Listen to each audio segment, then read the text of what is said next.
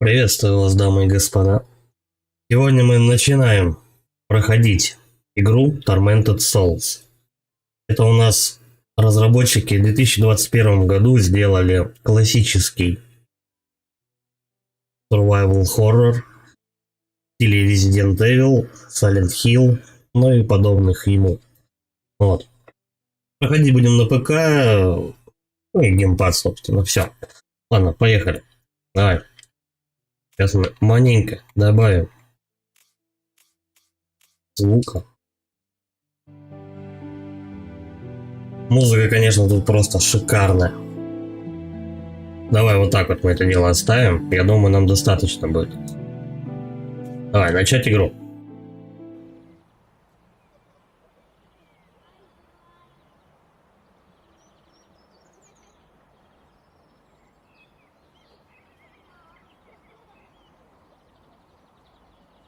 Кофейка хоть дернуть на дорожку.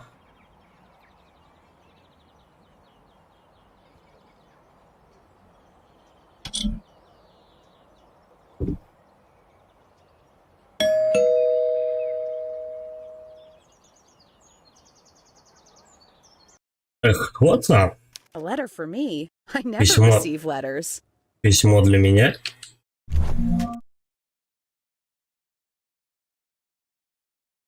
Так, давай смотрим. Нужно проверить, кто отправитель этого письма. Ну, наверное, отправитель-то здесь написан. Отправитель аноним. Клиника Вайлдбергов.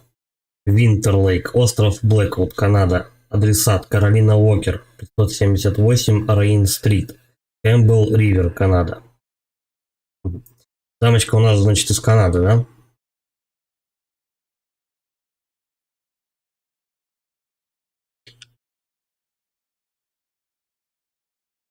Так, выйти отсюда. Эй. Я понял, что письмо.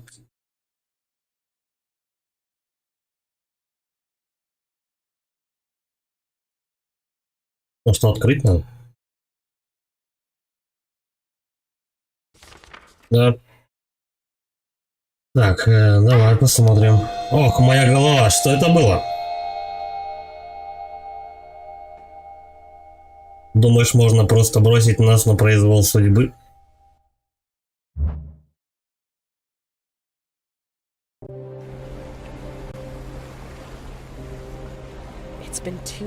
Прошло 2 недели с тех пор, как я получила письмо с фотографией из клиники. В это время я не находила себе места. Образы тех 2 девочек никак не ушли у меня из головы. По ночам я долго не могла уснуть, а когда наконец засыпала, мне снились жуткие кошмары. Я должна узнать, что там произошло, что за история скрывается за этой фотографией. Я отправляюсь в клинику в Вайлдберге, чтобы найти ответы на все вопросы. Я просто обязана все разузнать. Вайлдбергер. Это почти как Бенедикт Камбербэтч. Вайлдбергер. Короче, будет Вайлдберг. Симпатичная дама.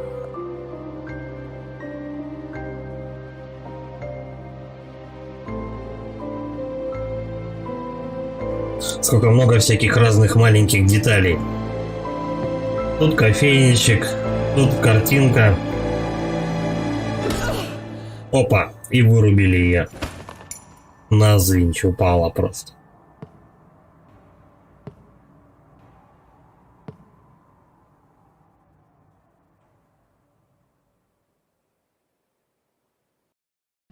Тишина. Уборная, значит. Ну, то есть туалет у них. Ну, забавный у них туалет. Они почку вырезали, что ли?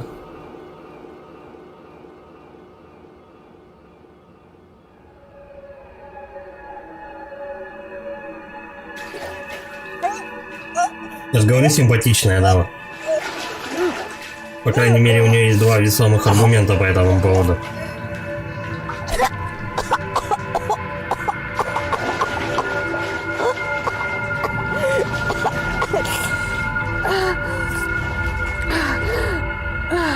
А вот глаз отсутствует. И, по-моему, не только почку удалили, но еще и глаз заодно. Ну, одежду оставили.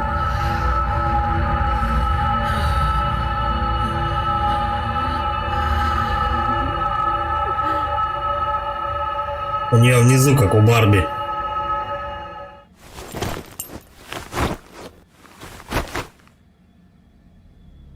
Так.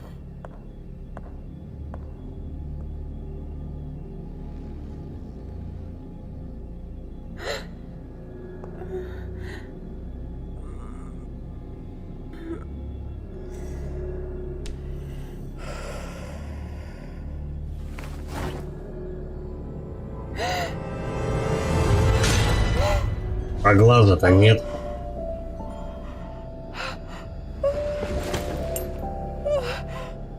Кому понадобился и глаз?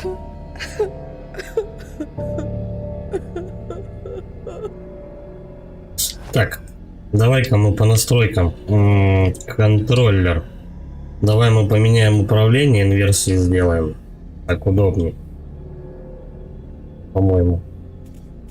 И графику. Чуть-чуть пониже сделаем. Вот, ну вроде все. Вот, чтобы FPS у нас не проседал. Все стабильненько шло.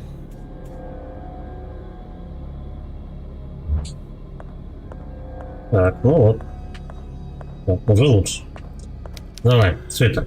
Респираторы и осциллографы. Что со мной произошло? Почему я подключена к аппарату ИВЛ? Без понятия. О господи, что со мной сделали? У кого хватило духу так надо мной надругаться? За что?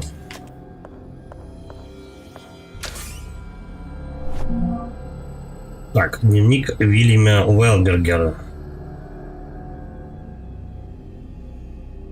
Сегодня счастливейший день в моей жизни. После всех страданий, которые выпали на нашу долю в последние годы, Мария, моя возлюбленная супруга, одарила меня 2 прекрасными ангелочками. И это еще не все. Наконец-то она вернулась ко мне. Она посмотрела на меня широко открытыми глазами, как будто мы не виделись годы, словно проснулась после долгого сна. Но было еще кое-что. Нечто странное произошло, когда я взглянул на свои часы, чтобы узнать точное время рождения нашего первого ребенка Эммы. Стоило мне открыть крышку, как стекло треснуло, а стрелки часов остановились. Я человек не суеверный и не думаю, что это событие имеет какое-либо значение, но Мария настаивает, что это был знак. Теперь она считает, что тот час своим счастливым числом и везде с ним сверяется. Запоминаем эту вещь. То, что будет показываться на часах, возможно, пригодится для каких-то кодов, замков, еще что-либо. Я понял. Дальше. Какой грязный унитаз. Так. Это можно открыть. Старые карманные часы на заводской головке, есть задвижка. Давай посмотрим. Угу. Так. Я, пожалуй, это дело сейчас допишу. Система у нас показывает 12:35. Я думаю, что это важно. 12:35. Окей.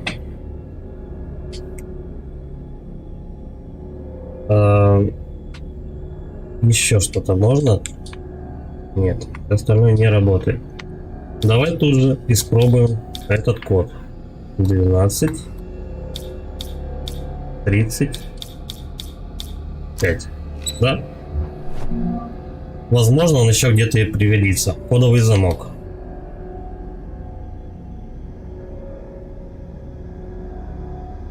Ну, мне дали именно его. Ладно. Ключ.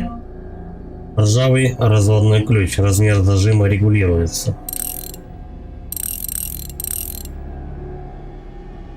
Будем иметь в виду. Он регулируется, кстати, мне кажется, тоже не просто так.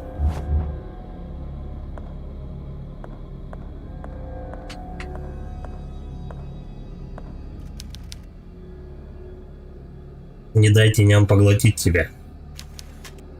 И что это значит? Ну, это у нас получается, да, управление, инвентарь, ну, то есть легкое обучение. Давайте мы еще, наверное, чуть-чуть подснимем настройки.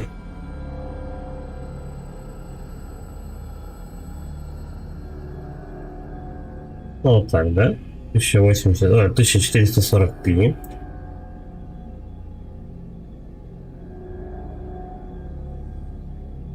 Заблюренный монитор.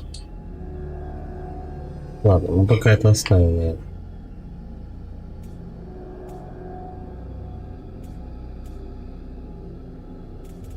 Сейчас надо проверить.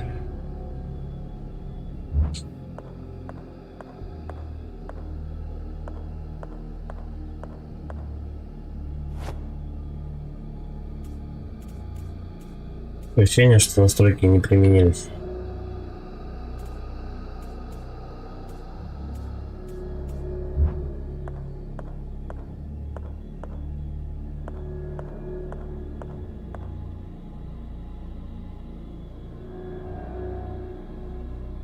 Да, нормально едет. Ладно. Вот у нас пригодился ключ, да? Как его раздвинуть надо? Это можно модифицировать.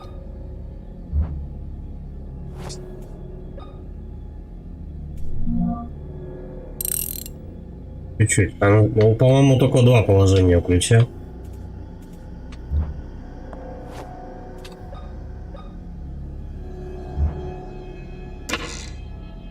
Ну, теперь-то точно пойдет.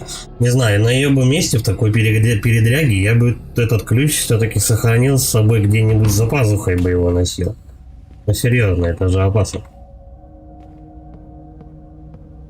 Так, давай пока... Там, где темно, я пока не пойду.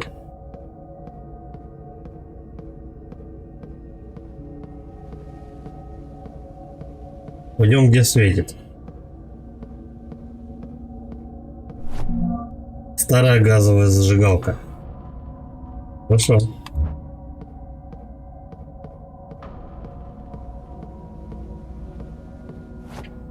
Как ей пользоваться?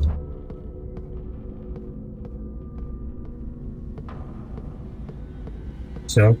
По темени она ходить не может. Так.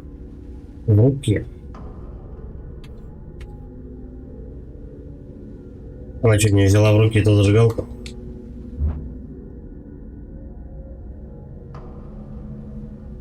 Как использовать ее? Ну-ка проверим еще раз.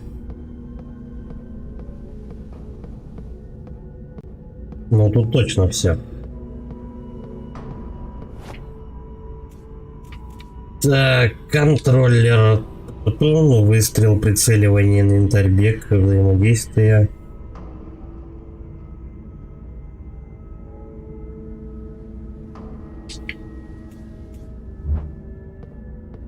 Как зажигать-то? Зажигалку ресурса, может быть. Да, вот она, в ресурсах зажигалка у нас. Экипировать, да. Ну все, да, и она уже с ней бегает. Отлично. Разобрался.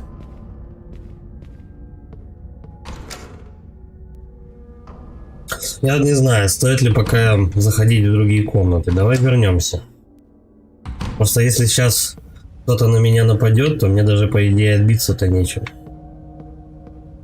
Ну это прям атмосфера. Атмосфера Resident Evil.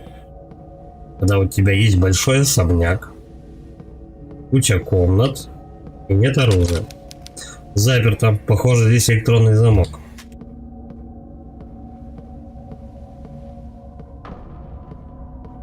Карта интересная. Да, вот карта, кажется.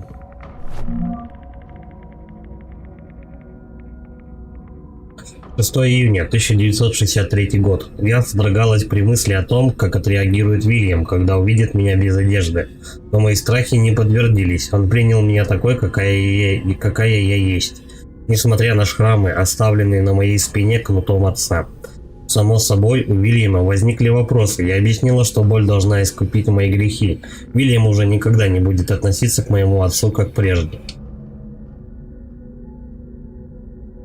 Так как-то можно перевернуть? Видимо, вряд ли. То есть был какой-то Вильям, который лупил ремнем эту женщину.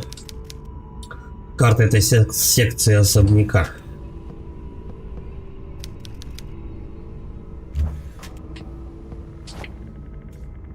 Так.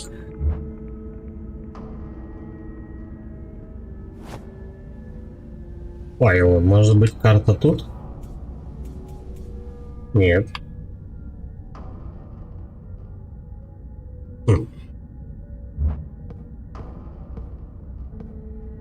Может, ее расколотить как-то надо? Она под стеклом, походу, да? Я вот тут нахожусь. Просто, ну, в таких играх без карты это, ну, нереальная будет вещь. Это какой-то ребус. Ручка не поворачивается, над замочной скважиной какие-то символы. Ну, тут ключ надо ставить. Тут типа Адам, Ева, Земля, что-то вот такое. Инопланетянин, сфинкс и оса. И вот она карта. А почему их две тогда?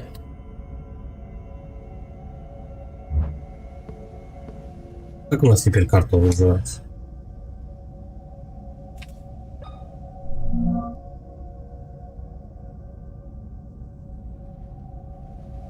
Странно работает.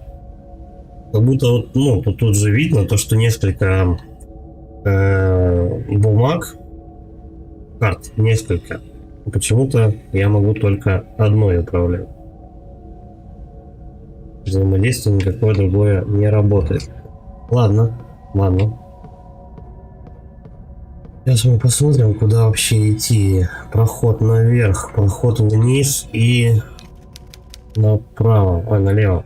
Юдив и Алаферн. Картина Караваджо, 1602 год. Мрачно, конечно. На полотне изображена Юдив, обезглавливающая сирийского военачальника Алаферна в его шатре после того, как ей удалось его соблазнить. Выдающаяся репродукция работы Караваджо. От оригинала почти не отличить.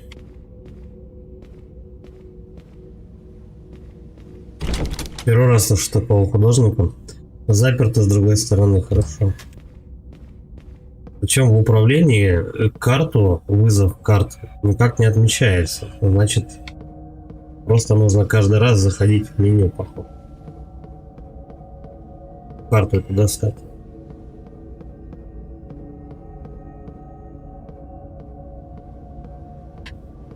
Угу. Гвозди, да? Обойма гвоздей, использующие гвозди пистолета. Подобрал. Шестигранный ключ, не хватает рукоятки. Ну, надо вот такую квадратную рукоятку найти. Будет тебе шестигранник. Берем, естественно, берем. Отчет о пациенте. Доктор Вильям Вайлдберг. Вайлдбергер, но я попытаюсь его правильно называть. Поскольку пациент крайне нестабилен, я рекомендовал бы воздержаться от его перевода в новую клинику во избежание ухудшения состояния. У пациента наблюдается сердечная недостаточность, требуется срочная пересадка. Пациент скончался в 23:34. Вследствие остановки сердца. В момент кончины пациент держал в руке металлический предмет. Из-за быстрого наступления трупного окоченения мне не удалось вынуть предмет из руки пациента. Так он же умер, взяли бы, разогнули руку, я не знаю. Вот проблема такая. Ему же уже все равно, он же умер.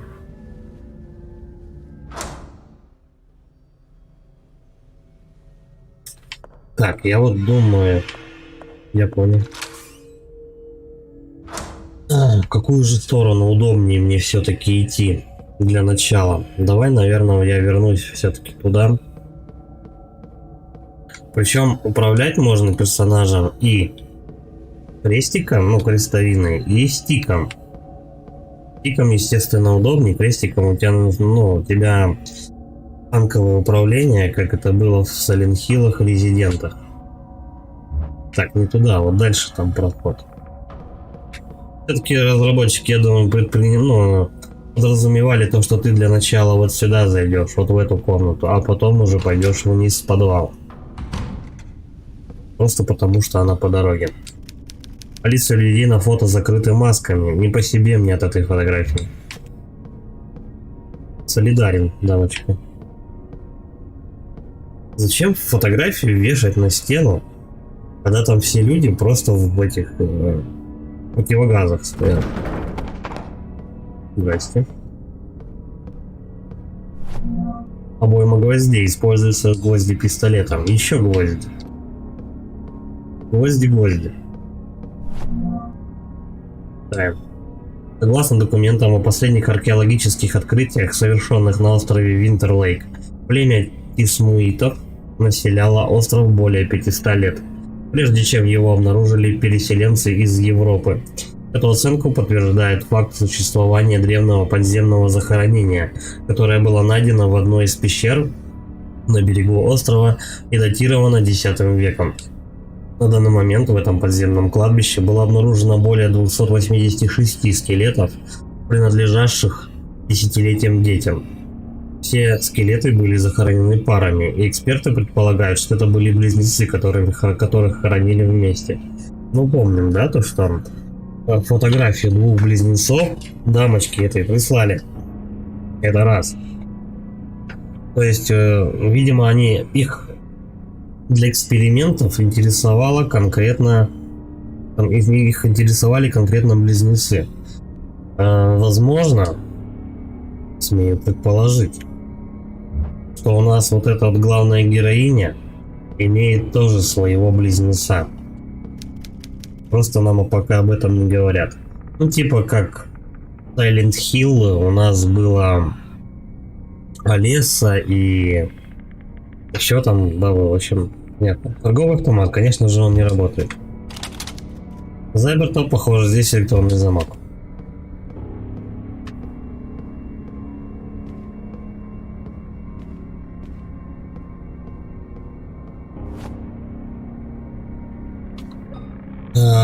Вряд ли, конечно. Но это сюда надо будет. Вот шестигранная головка и шестигранный ключ нужен. Это здесь не подходит. Надо комбинировать это дело, а потом уже... Кстати. А ключ у меня там остался. Если бы она... Ну, по идее, если в газовый ключ вставить головку, вот эту вот шестигранную, то, вращая ключом, можно вполне повернуть его. Да, неудобно, но можно же. Оптичное окошко. Не могу разглядеть что-то внутри. Я вот тоже. От этой куклы у меня мурашки по коже. Ну да. У нее по плечи кукла пластиковая, конечности, предплечья у куклы тоже пластиковые, и голени пластиковые, все остальное как будто плюшевое какое-то, я не знаю. Зайдем. Смотровой кабинет. Музяка у нас как прямо в Silent Hill. Если музыка спокойная, то будет комната сохранений. Пузырек морфия лечит легкие раны. Только не морфия, наверное, а морфин написано. Сульфид морфина, по-моему, написано. Ладно, хорошо. Это, естественно, поможет. В коробке у нас сердце пластиковое. Левая половина пластмассового сердца. По-моему, в 5-й или в 6-й части в Silent Hill Origin там тоже нужно было собирать пластиковые органы и потом их вставлять в манекен.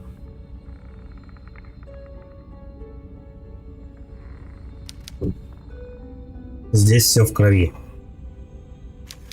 Господи, какая вонь. Мне не хватит смелости откинуть просто простыню.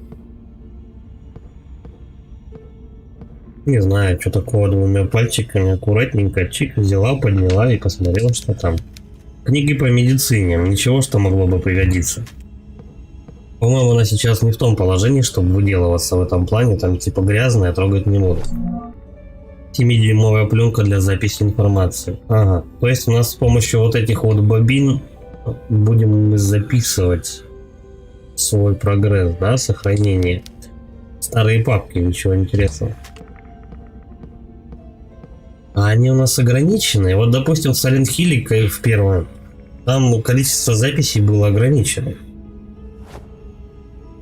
Сложность, причем мне не дали выбрать. Одно. Для сохранения прогресса нужен носитель. Блин, ну давай запишемся, что делать. Надеюсь, их часто будут давать. Это говорит о том, что надо будет экономить. Экономить чаще, часто не сохраняться лишний раз. Перепишем. Я тут начинал, я посмотрел, в принципе, что это за игра. Причем это было полгода где-то назад, руки не доходили пройти ее до конца. Вот теперь все-таки решился. Данные ячейки будут удалены? Да.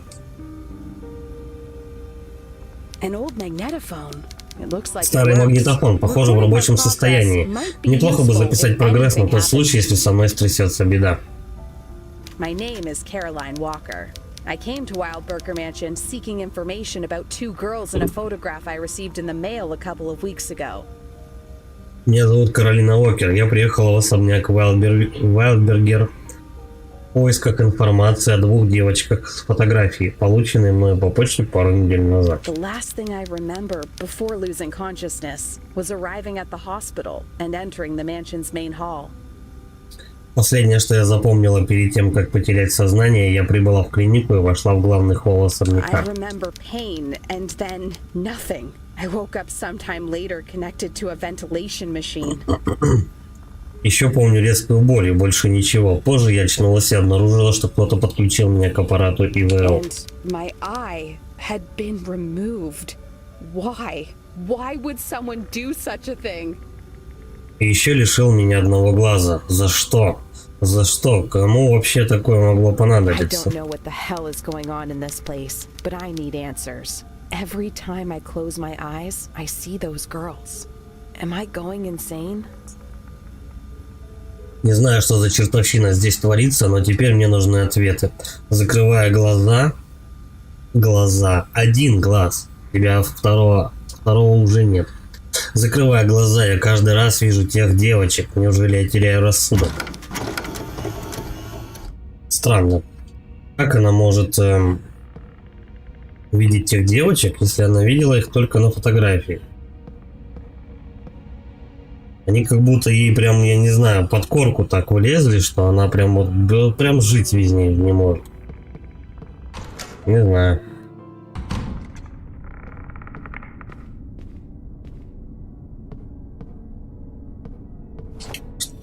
Так, стой.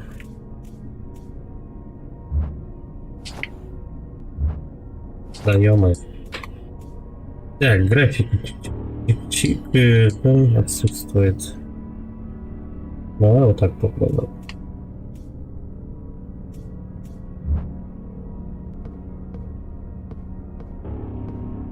Все равно как-то местами немножко игра нестабильно идет.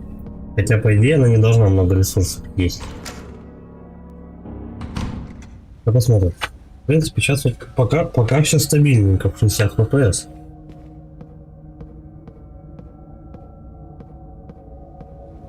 Просто, ну, с такой детализацией и она должна, ну, просто должна игра идти очень плавно, это будет очень классно смотреться. Я вот прям сижу и кайфую от графона просто. От мелочи вот всякие, ну, от деталей. Прям как вот разработчики очень любили серии Silent Hill, походу. Silent Hill, Resident. Так, давай сюда мы сходим. Угу. Труп изуродован. Я как будто бы не вижу, да? Что это за чертовщина происходит? Без понятия. Дальше. У нас чувак на каталке туда уехал. давали патроны, кстати, для пушки. Для пистолета гвоздевого. Но самого пистолета нет. Так. Направо-налево. Ой, прямо или направо?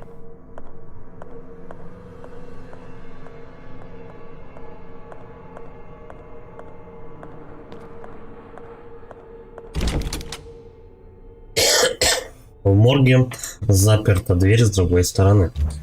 Хорошо.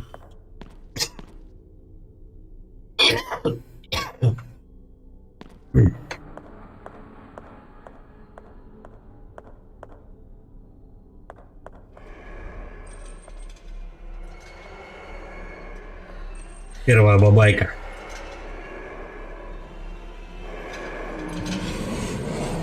Его валить надо. Биться-то с ним нечем.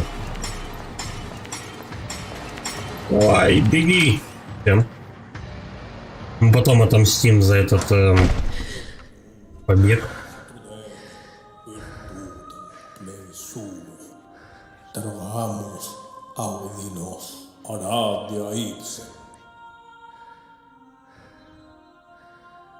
Мужик, ты кто?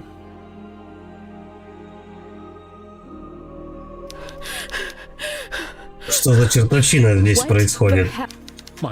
Дитя мое, ты такая бледная. Что с тобой стряслось? Меня преследовал человек в кресле каталки, вооруженный ножами. А, так это ты. Помнишь меня? Я городской священник. Мы уже встречались здесь пару дней назад в часовне. Что? Простите меня. Я вас не помню. Я припоминаю, что я вообще здесь бывала раньше. Понятно. Возможно, я ошибся. Я уже старый, частенько бываю рассеянным. Что здесь происходит, отче? Куда подевались все люди? Пациентов и персонал клиники перевели в новую больницу в черте города. Но в этом дряхлом особняке теперь уже никто не живет. А почему нигде нет света? Не нравится мне все это. В такой темноте можно наткнуться на что угодно. Священник сказал, что он ее видел пару дней назад, соответственно... Это он видел ее близнеца, скорее всего. Вот прям в гадалки не ходи. Полностью с тобой согласен. Здесь происходит что-то недоброе. Среди теней притаилось неведомое зло. А можно как-нибудь включить освещение? Старый генератор в последнее время барахлит. Свет иногда вырубается. В конце коридора есть дверь. Это вход в комнату, где стоит генератор. Там ты сможешь восстановить подачу электроэнергии. Понятно, я этим займусь. Погоди, вот, возьми с собой. Все лучше, чем ничего. Опасно бродить по особняку с голыми руками. Спасибо, отче. Но как же вы сами без оружия? Дитя мое, пока со мной Библия, меня защищает Господь. Гвозди пистолет дал. С модифицированным воздушным баллоном для увеличения мощности. Так. А можем ли мы... экипировать и пистолет, и зажигалку? Нет. Ну, в принципе, тут довольно-таки хватает, достаточно тут освещения, часто стоят свечки и так далее. Поэтому зажигалку пока прям жуткой необходимости нет прям носить. Это вот туда, когда мы пойдем, тогда можно будет зажигалку зажигать.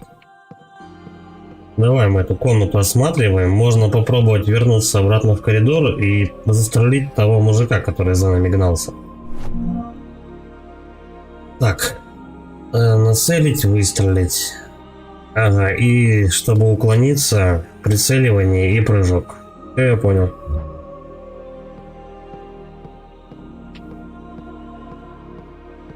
Вон там еще у нас гвозди лежат за ним. Обойма гвоздей. Понятно.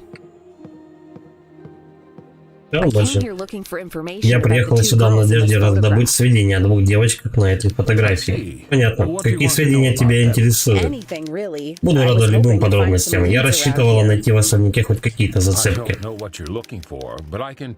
Не знаю, на что именно ты рассчитывала здесь найти, но могу сказать лишь одно. Эти девочки нас покинули. Много лет назад произошел несчастный случай. Они обе пропали без вести. И так никогда и не... Их так никогда и не нашли. That sounds Какой кошмар. Не говори. Если тебе нужны подробности, наведайся в библиотеку особняка. Уверен, там ты непременно что-нибудь найдешь. Thank you, Father. Спасибо очень. Берегите себя. Давай-ка мы еще звук потише. Иногда диалоги просто очень громко. Вот так.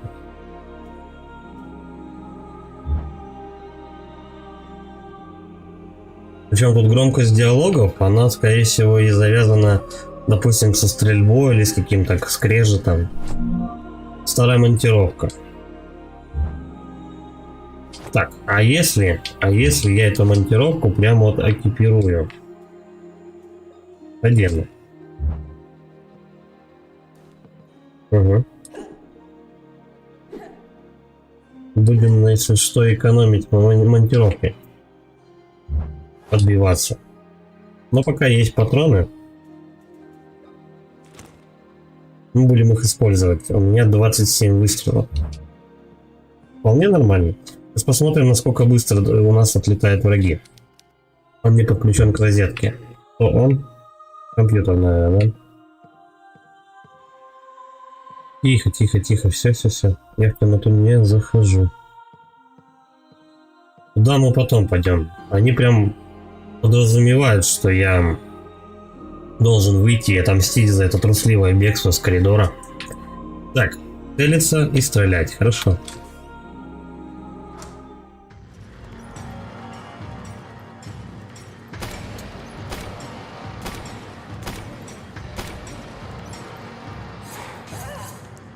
Ай-яй.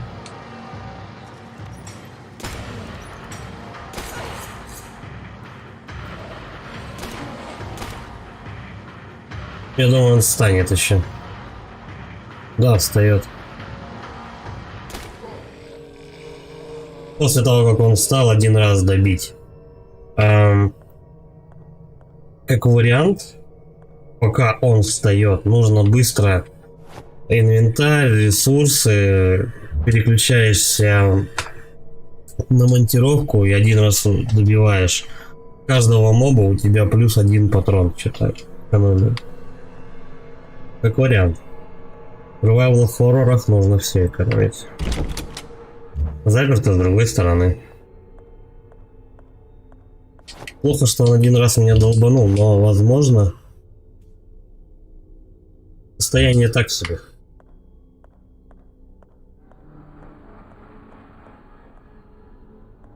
Сейчас нас будут атаковать уже по полной программе, потому что она получила свое основное оружие. Тут уже не отвертеться. Ходов-то у нас два. Либо в темень, там где у нас священник стоит. Тихо, тихо, тихо.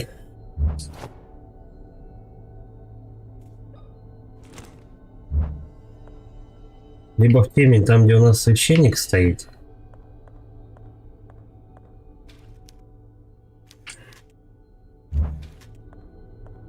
Либо просто назад и все осматривать еще разок. Вдруг что-то где-то изменится. Что вряд ли.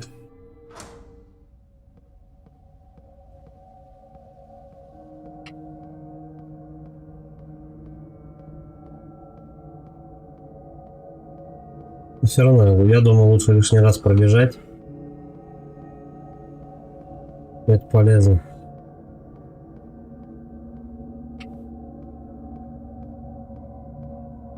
Так, там у нас закрытая, да, дверь? Да. Картина, ладно.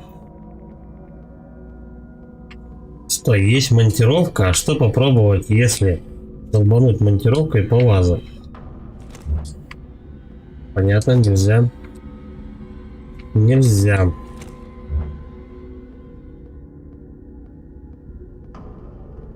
Тут позже свет включится. Надо сначала запустить генератор. Да, пожалуй, пойдем-ка мы назад. Пойдем прям по прямой, вот где священник, темнота. Скорее всего, она пойдет в обход, но кажется, ну, у нас финальная задача генератор. Потом, получается, он что-то говорил про библиотеку. Потом мы в библиотеку двинем. А это не дверь? Нет, это не дверь. Но рисунок генератора там был.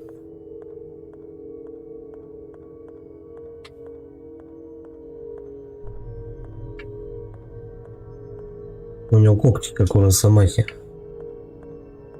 И ног нет.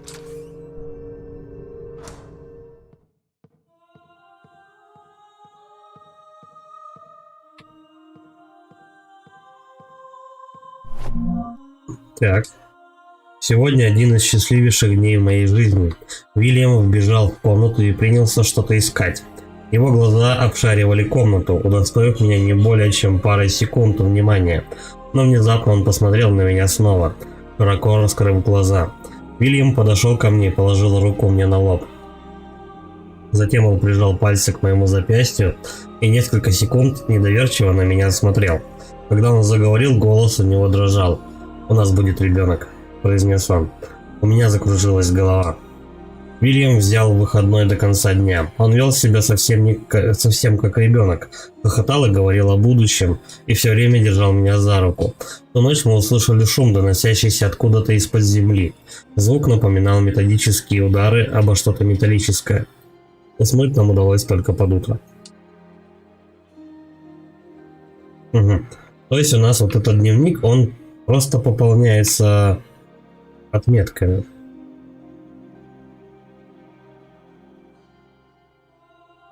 Вот смотри. Да. Просто добавляется в общий журнал.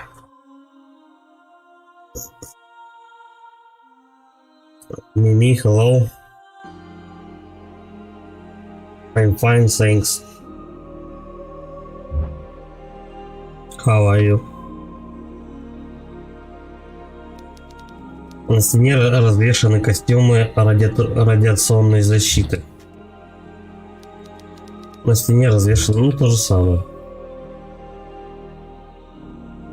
То есть раньше, когда был этот рентген-кабинет тут, чтобы сделать людям рентген, они одевали прям костюмы.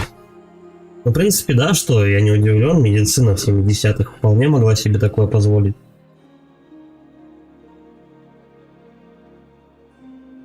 Даже какой в 70-х? По-моему, раньше. Пузырек морфия лечит легкие раны.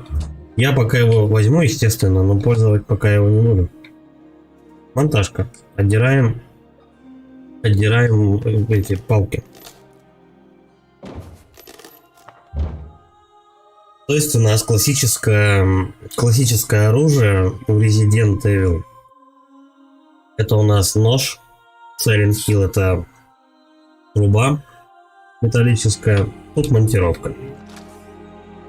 Окей.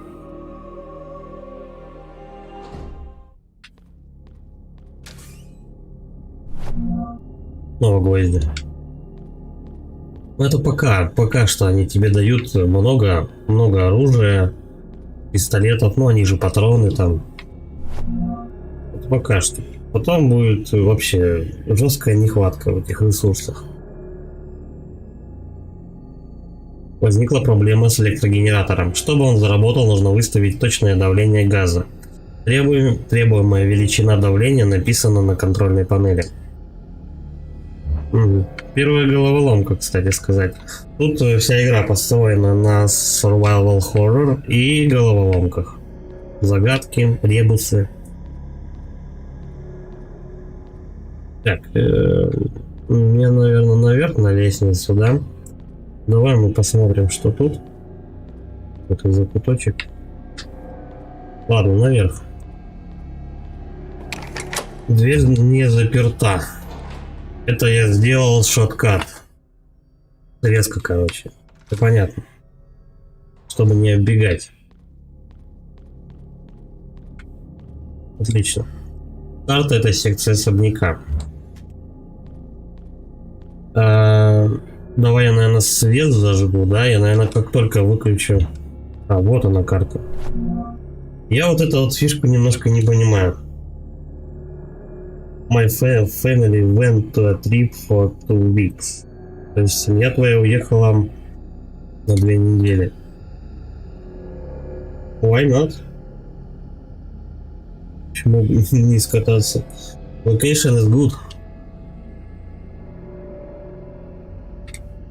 Так. Почему-то я вот не понимаю. Тебе дают карту вот здесь. И тут же ее кладут рядышком. Зачем так делать, я не знаю. Небольшой вентиль. Кажется, он откуда-то выпал.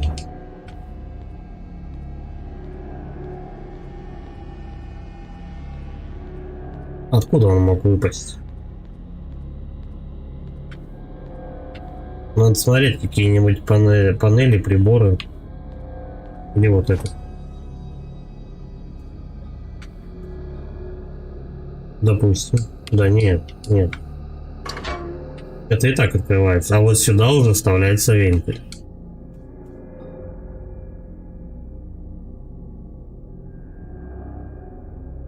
Какое давление должно быть, интересно? Я сначала посмотрю. Взорваться оно, естественно, не взорвется, как бы, но...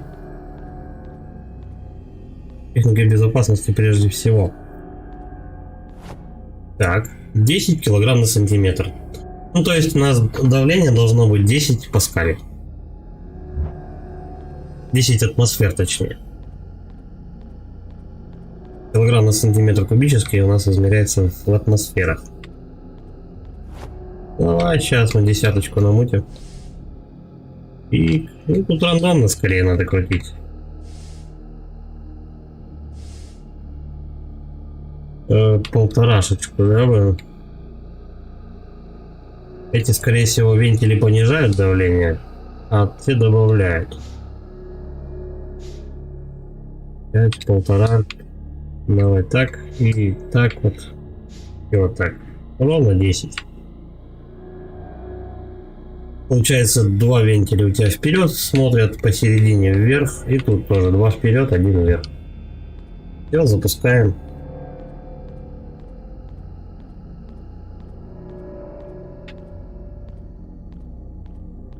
Запутался, где проходы. Как правило, такие генераторы часто выключаются.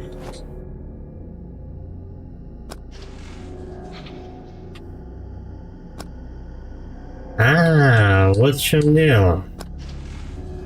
При давлении, при запуске, у тебя давление еще на килограмм падает. Поэтому нам нужно для начала, для разгона, чтобы было не 10 килограмм, а 11 килограмм.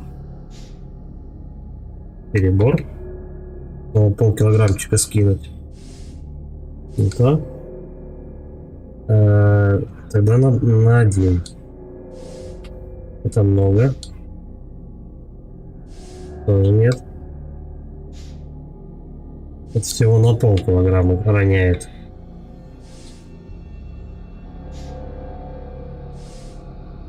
Так, нет. Тоже нет. My birthday is July 9. Very good. Very good.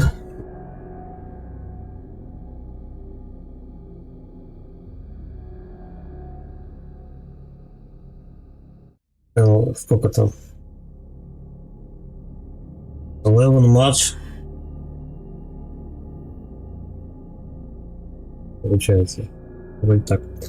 11 марта у меня. Так. Вот. Теперь то, что нужно. 3 вентиля прямо. Тут наверху 2 прямо, 1 вверх. Все. Это несложная загадка, но это, скорее всего, только для разгончика пока. Потом будет жестче. Всё. Трень и запускаем. Одна кнопка запускает, другая останавливает, что ли? И что? Все, теперь можно и экипировать.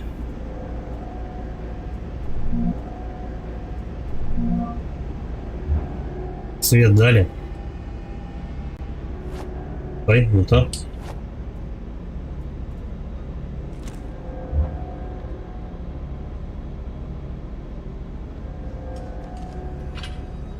Зарядка у нас на кнопку А. Так. Если есть свет, то возможно какие-то появились в комнатах видимые объекты. Тут слишком темно, да, походу? Все. Ну, а в комнате священника, в принципе, там ничего уже и нету. Поэтому, да, поехали через срезку. Вот здесь мы пройдем.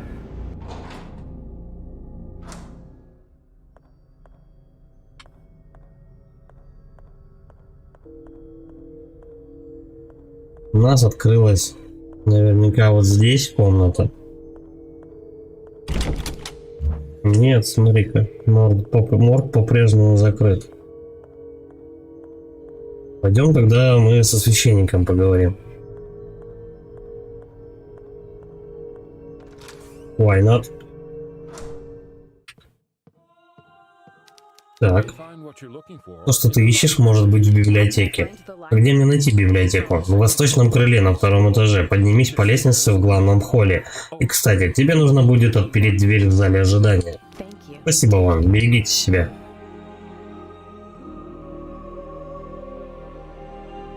Ага.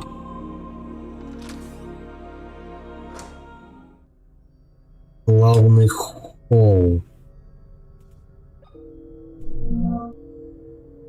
А где он? Ну, это ниже. Это понятно. Главный холл, зал ожидания, смотровой. Не знаю, ладно, давай посмотрим, где у нас все-таки находится этот главный холл. А подожди, а баба-то где находится сама? А тут не отмечается, где я нахожусь.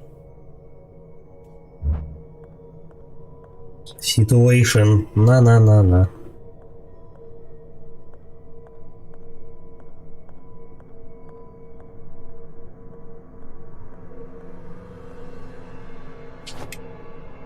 Блин, что же у меня все на паузу.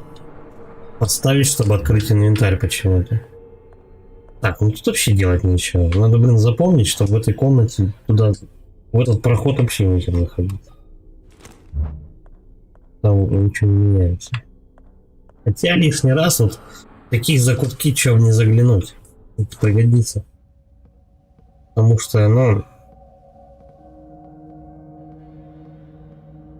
в темноте долго находиться нельзя.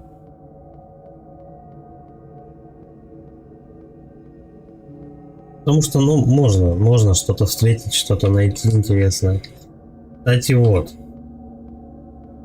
Попробовать можно разбить вазу.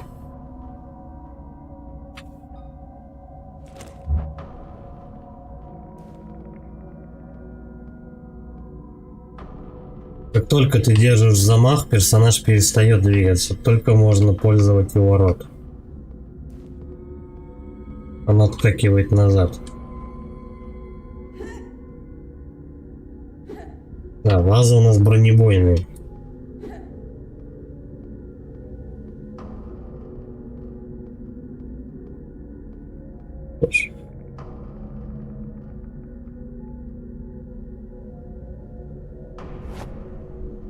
Так. Снова пистолет. Ну, тут вряд ли я что-то сделаю. Нет.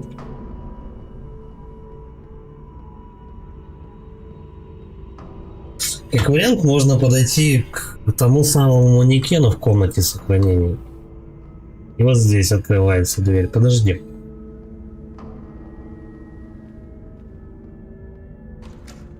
Переписать уже у меня, естественно, не получится. Нет. А где у нас манекен?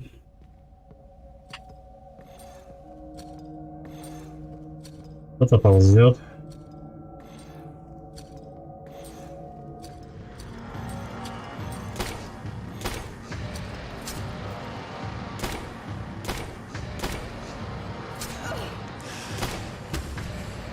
Так, стой.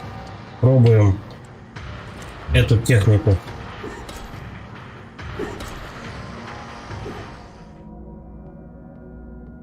Тем самым я сэкономил хотя бы один патрон, который мог бы использовать на добивание. Чего бы нет.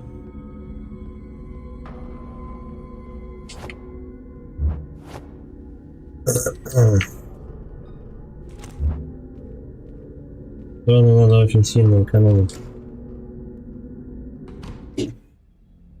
Я попробую сейчас запихнуть в этот в манекен.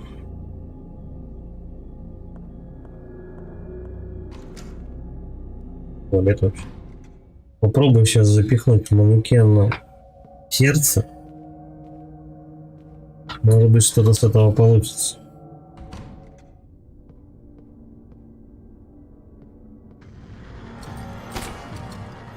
Так, их тут двое.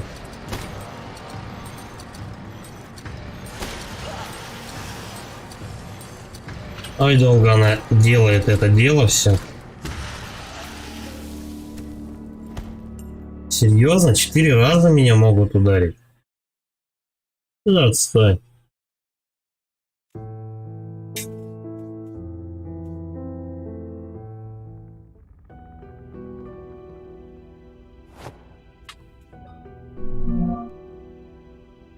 Да. Зато я нашел манекен.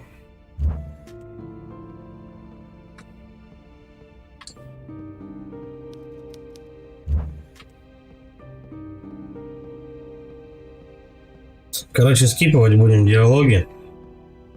Это, в принципе, еще раз прочитывать не нужно. Боевка ясна. Но, блин, жизни, конечно, у нее просто очень мало. Баба неживучая.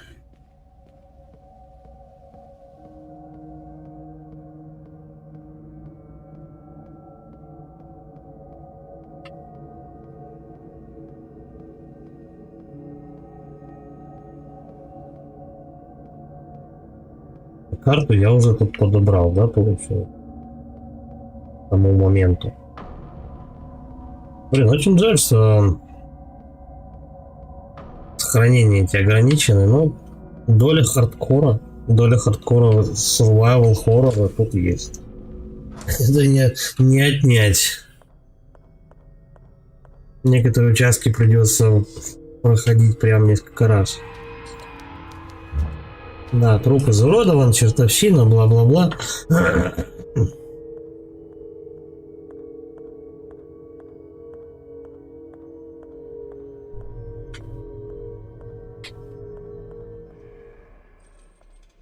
Пропустить. Отлично.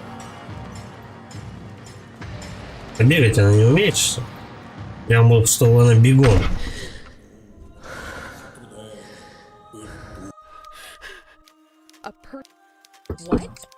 Пропускаем эти диалоги, они как бы не нужны. Уже экономил время себе. Там шо, пушечка, там...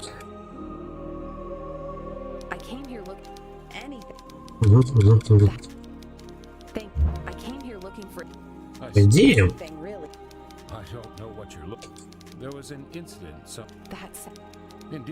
По идее, лучше, конечно, было записываться после того, как убьешь первого моба и запустишь генератор.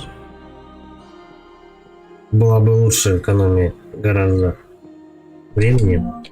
Ну, кто ж знал.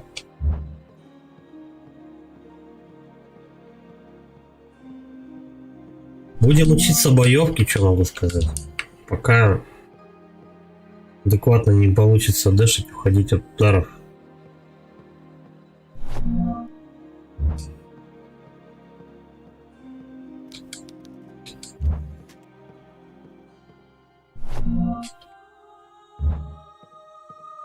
Причем главное же некоторые детали тоже не пропустить, когда ты переигрываешь. Можно же, блин, забыть и некоторые вещи просто пробежать, не заметив.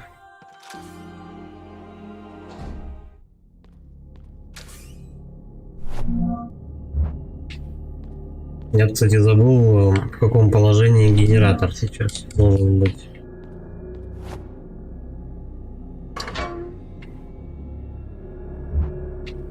И-то там что-то вверх, по-моему, 2 вверх, 2 вниз. Ладно.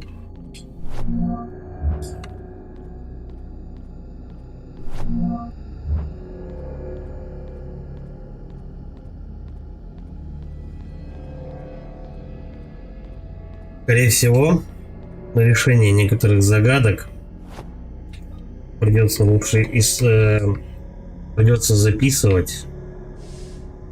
По-моему, вот так. Нет. 2 вверх вот так. Здесь, по-моему, вот так. А это вниз. Нет.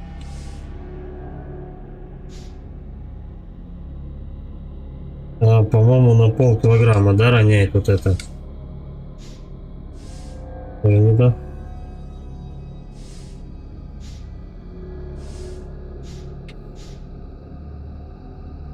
Много. Вот это, по-моему, килограмм. 2. Полкилограмма.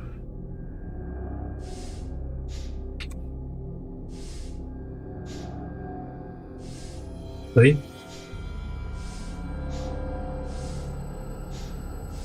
Ладно, что ж такое? Какая из них-то?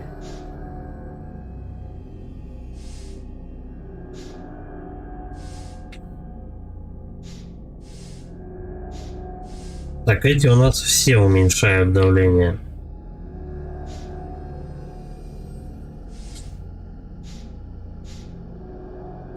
$12. Нужно 11. Пол, мало.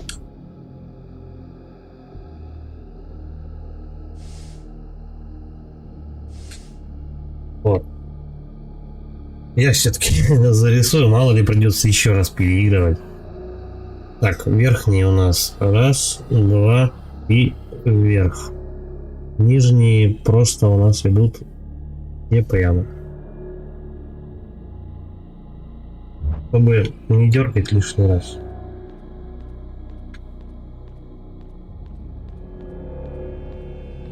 Вдруг меня еще раз убьют, покоцают, там, я не знаю. Все, запускаем.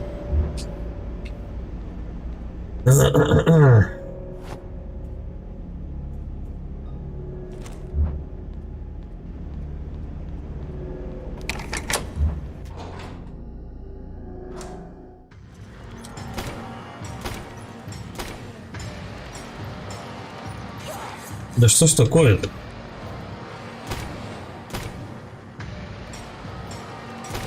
О, как долго она соображает, чтобы отпрыгнуть. Ой. Теперь мы точно сэкономим.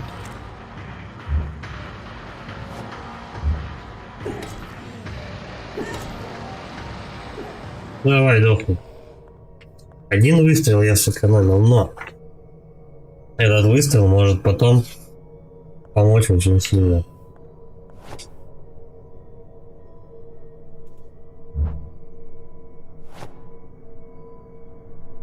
Тут один, там другой.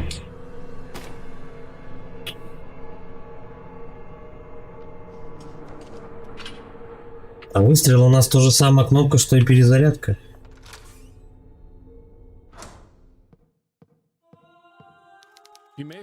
How Ладно, будем считать это обучением. how can I find? Thank you. Будем считать это обучением. Правда, не очень хорошо удавшимся.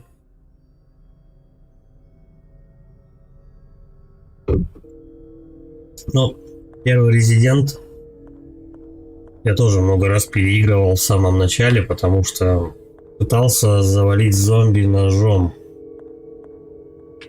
Экономия где-то с десяток патронов на первом же мобе. Спустя какое-то время мне это получилось. Но не сразу.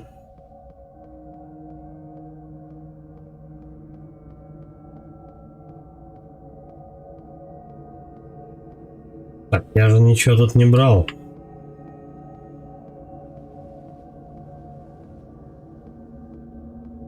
Я не знаю, стоит ли туда идти.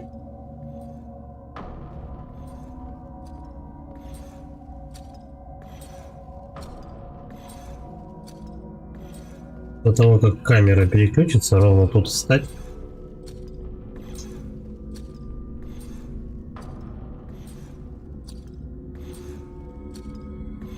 Он уходит или идет ко мне все-таки?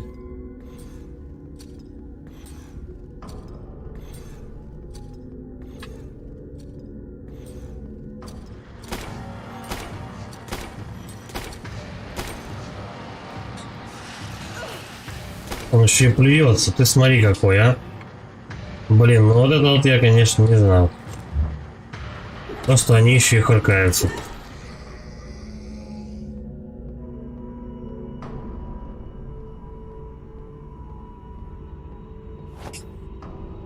Так, ладно.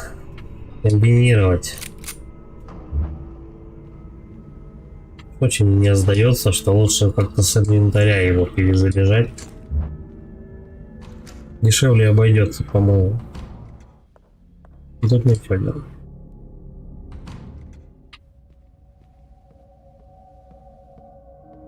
Че, попробовать еще раз тех двух завалить?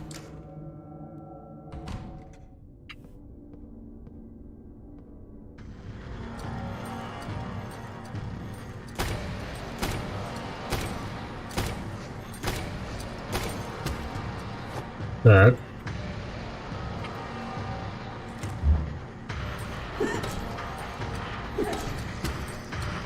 Все, и бежим.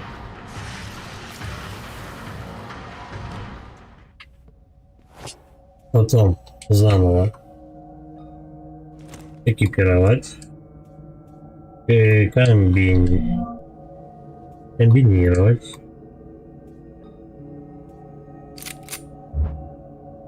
А у меня останется в запасе всего 5 патронов. Жуть. Тут я его не вижу.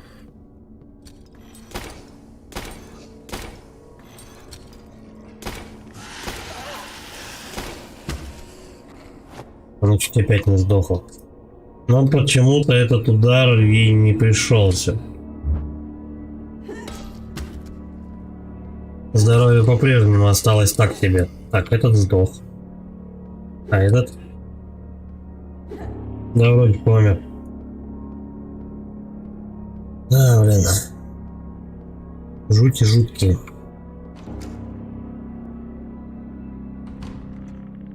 Рано. Рано сюда идти.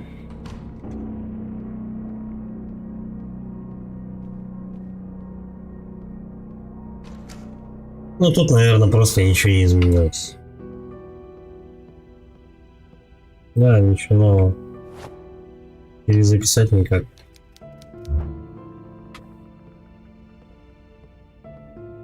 Так, окей, ладно, давай сначала тогда полную обойму.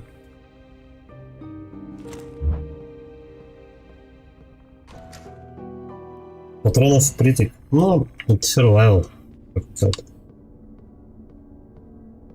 Их не должно быть тут много. Отсюда вот эта вот экономия с последним выстрелом.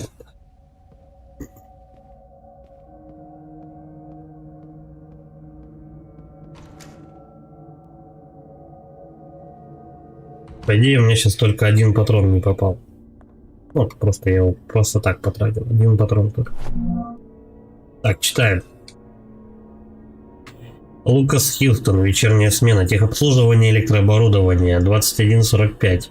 Медсестры сообщили о неправильности светильника в родильной палате. Включив освещение, я обнаружил, что одна из ламп на стене действительно мигает. Я уже собрался заменить лампочку, как вдруг откуда ни возьмись появился немолодой мужчина, схватил меня за плечи и оттолкнул с силой, неожиданной для человека в его возрасте.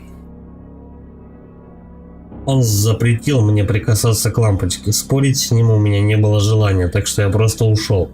Этот случай никак не идет у меня из головы.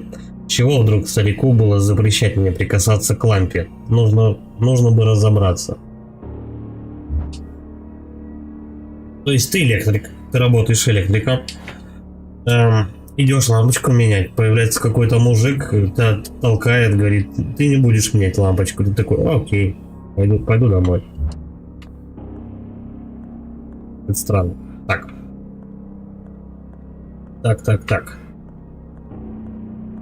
Давай я пройду по стенке. Посмотрю, что можно тут тащить. Здесь много всяких лекарств. Интересно вообще, работает ли эта механика с разбитием стекол? Походу нет. Но вот как-то вот вообще ничего.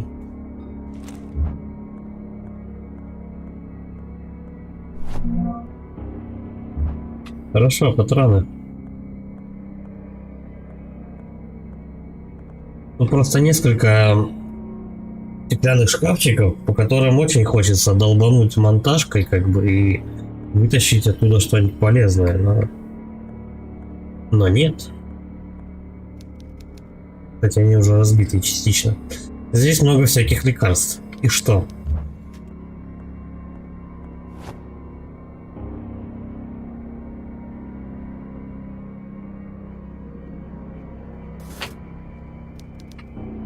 Что не происходит? Питание. У него в руке, кстати, вот писалось в записке то, что у этого мужика какой-то предмет в руке зажат. Это как раз у нас тот самый ключ для вот этой вот шестигранной головки. Чтобы он разомкнул эту руку, нужно сюда, по идее, вставить вторую, сердце соединить с двумя половинками и вставить его сюда, оно как проводник сработает. Я понял. Это обязательно сделаем как-нибудь. Водопроводный кран закрыт. То же самое.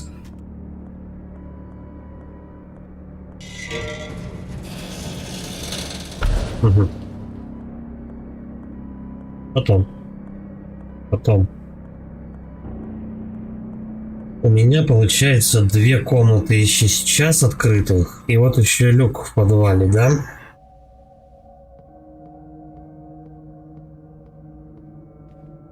Вот здесь комната. Потом, когда мы раскроем его руку, вот сюда надо будет этот ключ применить, и мы попадем тем самым в главный холл. А в главном холле у нас основная задача — библиотека. Кстати, там, по-моему, какая-то картина была. Давай-ка посмотрим, что там. Эй. Вот эта вот картина. Вот он. «Ночной кошмар». Картина Генри Физелли. 1781 год. На картине изображена спящая женщина с сидящим у нее на груди демоном. Потрясающая репродукция. От оригинала почти не отличить. А вот в этом кейсе саквояже ничего нету. По-моему, эта штука саквояж называется. Врачи с такими ходили. Доктора.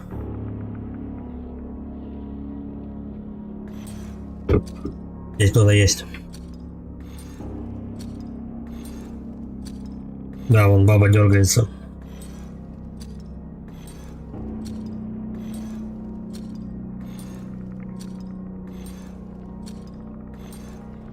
Как он долго ко мне ползет. Блин, хоть сам иди. Но они, скорее всего, я сейчас зайду сюда, и они ракурс камеры изменят. Это будет очень неудобно. Ну, что делать? Придется идти. Прыгай.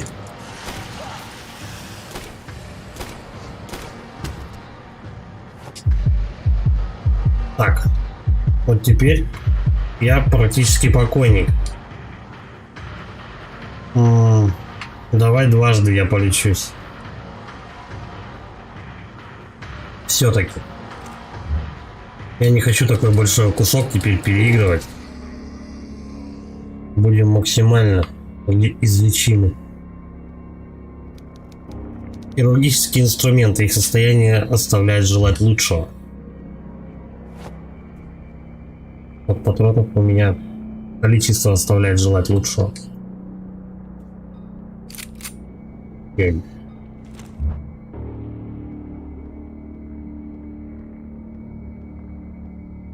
Но я могу только определенное количество тратить, чтобы их хотя бы биться, мне кажется, с ними будет очень тяжело. На монтажкой просто. Рентгеновские снимки. Написано, кстати, вот этими хирургическими всякими скальпелями, щипчиками и ножницами написано help. Помощь. Помоги. Рентгеновские снимки. И все, да? Патроны. Хорошо. Так, с одной обоймы сколько у нас падает? У меня было 7 патронов, плюс еще десятка. Короче, каждая обойма это 10 выстрелов. То есть примерно плюс-минус 2 моба. Плюс, если учитывать, что последний удар мы не тратим, последний выстрел, то есть 4 примерно выстрела идет на моба. Один раз сэкономим. Каждый 4-й моб нам фактически будет, каждый 5-й моб с таким вот, с такой тактикой последнего удара монтажкой, каждый 5-й моб нам будет обходиться практически бесплатно. Ну, образно говоря. Так, читаем. 17 сентября 1941 год. Когда я украдкой последовал за отцом, часы пробили 1:30 ночи. Я видел, как он вошел в мавзолей, поместив на некоторую панель 3 странных предмета. Он явно старался не шуметь. Я крался за ним на расстоянии, стараясь не издавать ни единого звука и не выдать свое присутствие. Дойдя до надгробия матери, отец опустился перед ним на колени и положил руки на холодную мраморную статую покойной супруги. Он принялся молиться. Я ощутил вину за то, что решил за ним проследить. Вид этого холодного и расчетливого человека в такой позе растрогал меня. Я собирался удалиться, когда отец поднялся с колен и приблизился к статуе ангела. Мраморное надгробие матери медленно сдвинулось в сторону, обнаружив узкие сходни, уходящие в темноту. То есть отсюда понятно, что какая-то статуя будет двигаться при определенных обстоятельствах. Какие-то вот, наверное, 3 предмета на куда-то на панель поместить, и статуя это двинется. Отец начал спускаться вниз. Какой-то миг я колебался. Казалось, ноги не желали меня слушаться, и все же я заставил себя последовать вниз за отцом. Оказавшись внутри, я услышал металлический стук и отзвуки журчащей воды. Пару мгновений спустя я наткнулся на лестницу. Спустившись по ней, я оказался в длинном каменном туннеле. Вокруг были только трубы и сточные воды. Я успел увидеть, как за углом скрылся силуэт отца, и я поспешил за ним. Впереди показалась огромная железная дверь, и несколько человек, одетых в странные костюмы наподобие тех, что защищают от радиации. Каждый из них нес по огромному молоту. Мой отец присоединился к остальным, и они поприветствовали друг друга, сведя молоты вместе. По обе стороны от этой группы стояла по больничной койке. На койках лежали завернутые в простынь тела. То есть я так понимаю, что вот эти вот мужики, одетые в костюмы радиационные, антирадиационные, они что-то вроде пирамид Хеда будут, возможно. Мой отец облачился в такой же странный костюм, которые были на остальных. Потеряв от испуга осторожность, я оперся о расшатанный кирпич в стене. Кирпич упал на пол, издав, как мне показалось, больше шуму, чем 1000 разрушенных зданий. Я стремглав бросился обратно, ощущая на себе их взгляды и слышав гортанные голоса, призывающие поймать нарушителя, и звуки ударов молотов по земле. То есть пацана этого не заметили, но поймать вроде как не успели. Книги по медицине, ничего, что могло бы пригодиться. Я понял.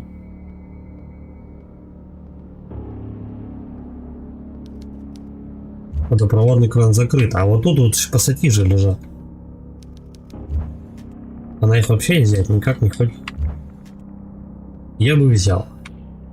Так. Так. Я вижу то, что там половина сердца, но все препараты в шкафу аккуратно расставлены. Может быть, все-таки можно эту механику-то применить? Вот нет. Лечилка. Ну, тут с лечилками особо не балуют, как и с патронами, конечно. Но их, мне кажется, дают почти ровно столько, сколько бы ты получил урона. Не очень прокачанным скиллом своим, так сказать. Так. Комбинировать. Пластмассовое сердце. Внутри ничего, его ничего нет.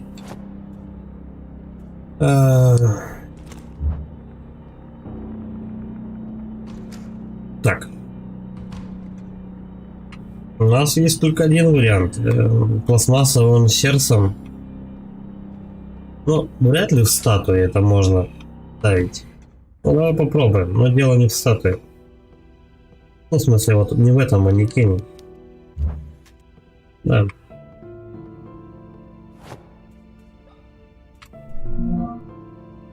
Да, его это не квестовый предмет.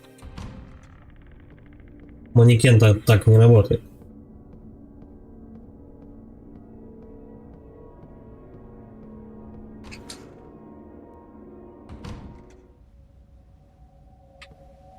Че, нам туда к этому, к мужику, который лежит на кушетке. Сейчас мы у него сердце вставим, долбанем по нему током. И он даст нам крутилку. Ну, точнее, ключ. Так, да, использовать. Здесь это не подходит. А почему? Может, надо выключить? Нет, слушай. Замок в грудь закинуть. Да нет, конечно. Значит, что-то другое надо туда вставлять. Я думал, там сердце подойдет. Хотя оно пластмассовое, это... Мне об этом сказали, что оно пластмассовое. Есть.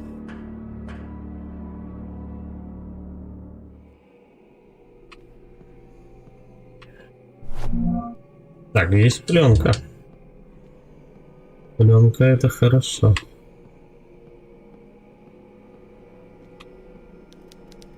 У нас несколько манекенов, накрытых простынями.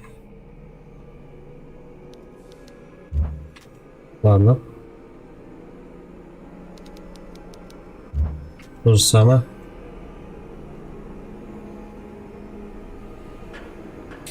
Походу надо назад вернуться. Есть пленка с сохранением. Я не знаю, что там меня ждет впереди, поэтому лучше сохраниться. Придется вот, да, побегать. Побегать от сохранения к сохранению.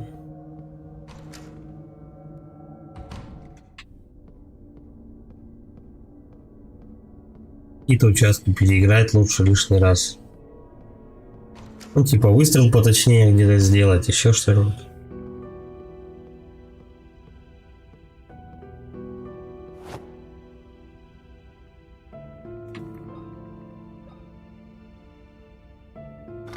Либо рисковать.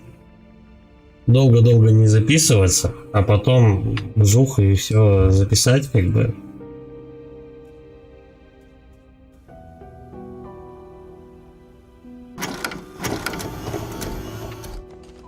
Но это... Ну, таким образом можно просто часов 5, допустим, взять и переиграть заново, знаешь. Так, господи, где этот мужик-то? Прям к нему. Сейчас в зеркало полезем. Зеркало у нас как альтернативная реальность. Вот такая механика у нас была в Silent Hill Origin. Там тоже персонаж шастал по зеркалам, находясь в разных реальностях. Что надо делать? Используем. Угу. Зажигаем свечки. Причем свечи я в последний момент только заметил. Пугает еще. Так, сзади зеркало не работает.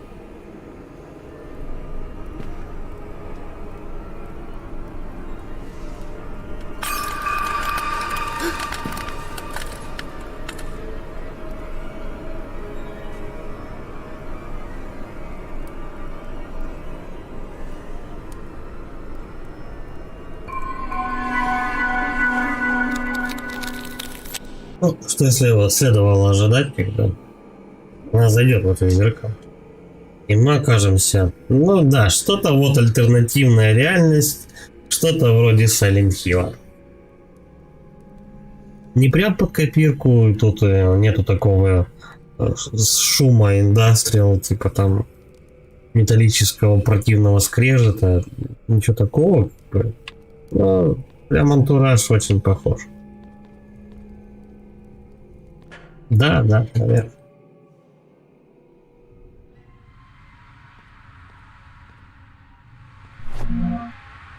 Еще личинка.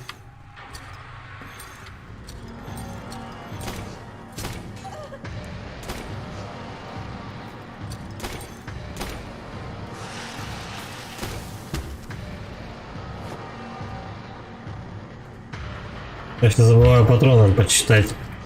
Сколько на одного? По-моему, 4 надо.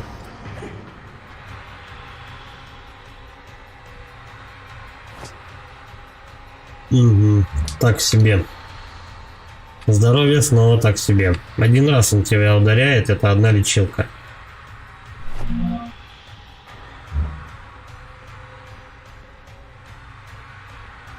Эти ребята мне дорого обходятся, я вот о чем. Хирургические инструменты, их состояние оставляет желать лучшего. А, вот сюда вот надо пластиковое сердце. Подожди. Мы пока ничего вставлять никуда не будем. Водопроводный кран. Ну, эта комната в точности повторяет у нас комнату предыдущую. Тихо. Давай зажжем зажигалку. Не открывается.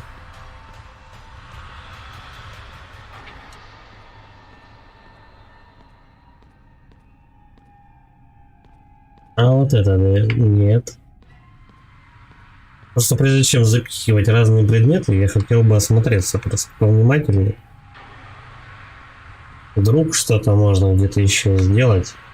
Может быть, начнется катсцена, и потом тебя никуда не пустят. По идее, вот эта вот переборка должна как бы руками открываться. Не поддается, нужно приложить больше силы. Ну тут если только на один из вот этих вот, ну одну из вот этих металлических палок надеть какую-то трубу, чтобы увеличить рычаг, и тогда прокатит. Пока нет. Ладно, запихиваем сердце. Особо тут веток нет. Казалось, на какой-то миг в куполе промелькнула жизнь. Все, можно теперь назад возвращаться. Или посмотреть Дверь. Ладно, давай назад. Здорово, здорово, Леон.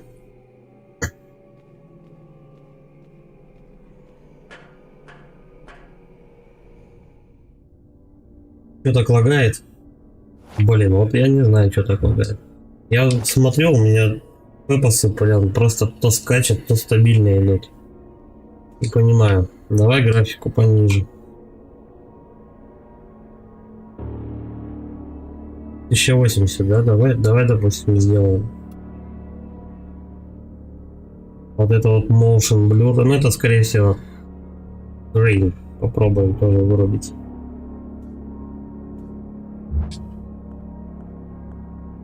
Ну как поплавнее пошла.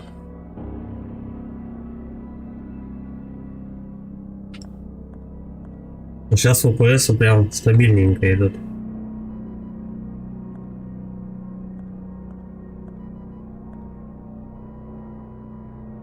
Все, отлично. Видишь, ты бы не зашел, так бы и сидел. Думал, гадал, как у меня. Я же первый раз ее на стриме запускаю. Вот, поэтому хрен его знает, как она там стабильно, нестабильно идет. Все же молчат. Так, причем, кстати, это женщина. Я вон вижу сиськи. Давай, сейчас мы ее разряд. И она руку разжимает. Вот. Берем. Вот эту штуку. Да, ты не то. Ключ бери. Твою маковку. Ключ давай. Металлическая Т-образная рукоятка. Не хватает ключа. Ну как это не хватает? Тихо. Комбинируем. Оп. Кстати, Леон не лобал в Tormented, ну, вот в это, Tormented Souls.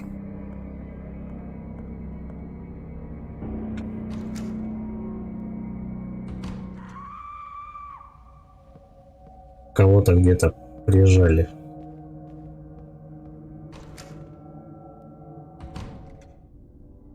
Так, а шестигранные ключи, точнее ключ со шестигранный у нас, по-моему, только один, да? Только тут можно его использовать. Не знаешь эту игру? А вообще вот Silent Hill, Resident Evil. Знакомо? Нравится ли?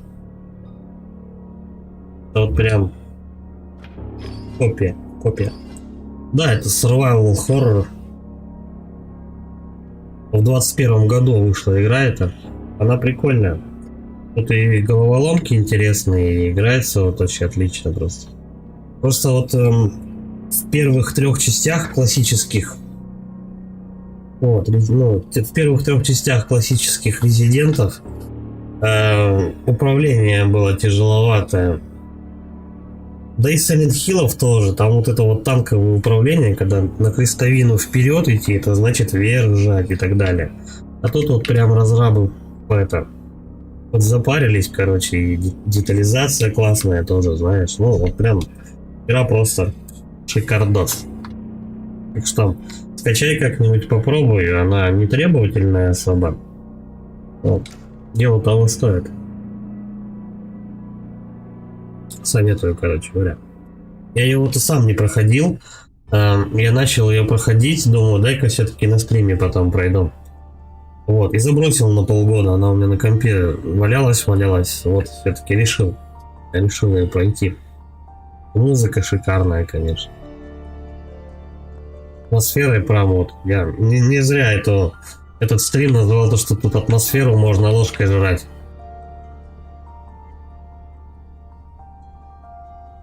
Стримом будешь смотреть.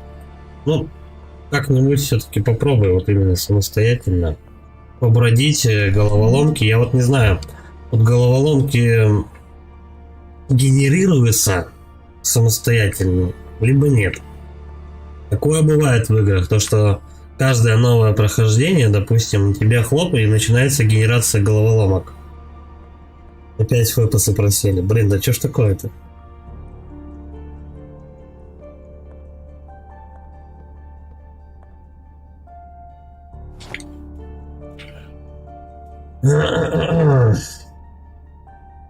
Ну, это прям вообще что-то как-то.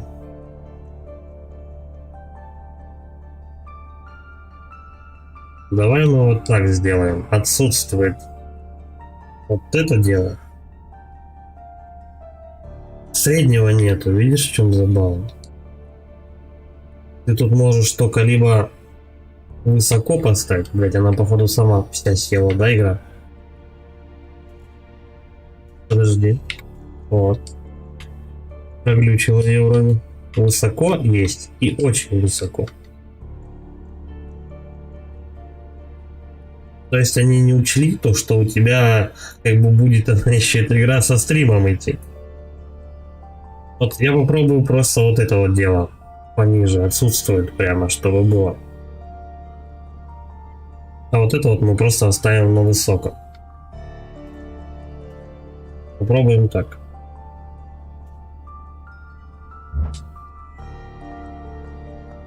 Сейчас посмотрим, как будут фэпосы у нас. Мистеры фэпосы.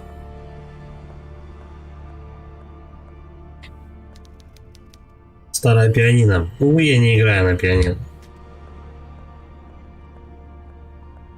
Я вот тоже. Я играю на гитаре. Немного на саксофоне еще.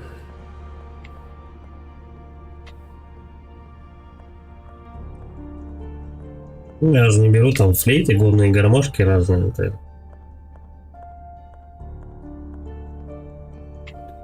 Немного на клавишах у меня еще лобать. Ну, совсем чуть-чуть. Все равно, блядь, проседает, дает твою. Я не знаю, может игру надо перезагрузить? Давай попробуем. Причем она у меня-то на компе нормально идет, она со стримом, сука, лагает, а? Ну твою же мать.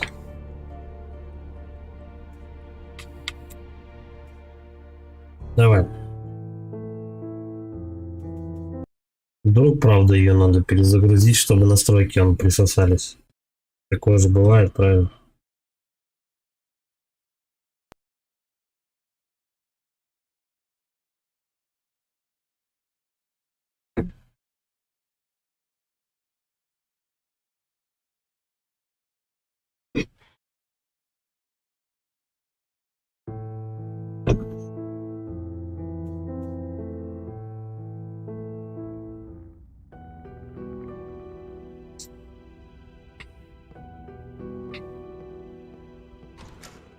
Так, смотрим за фэпосами.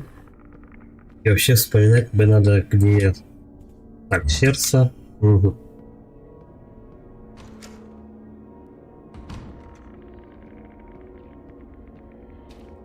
Здесь, по-моему, к этому моменту я уже все обошел.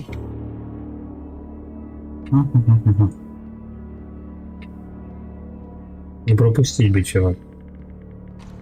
А, все, я вспомнил. Короче говоря, я остановился на том, что я залезаю в зеркало. Зеркало у нас находится где мужик. На каталке. Ну слушай, пока вроде стабильненько держится фэпосы. Вроде норм. Может быть прокатила эта штука, то что ты выходишь, заходишь с игры, короче говоря, и у тебя настройки ставятся. Которые типа меня.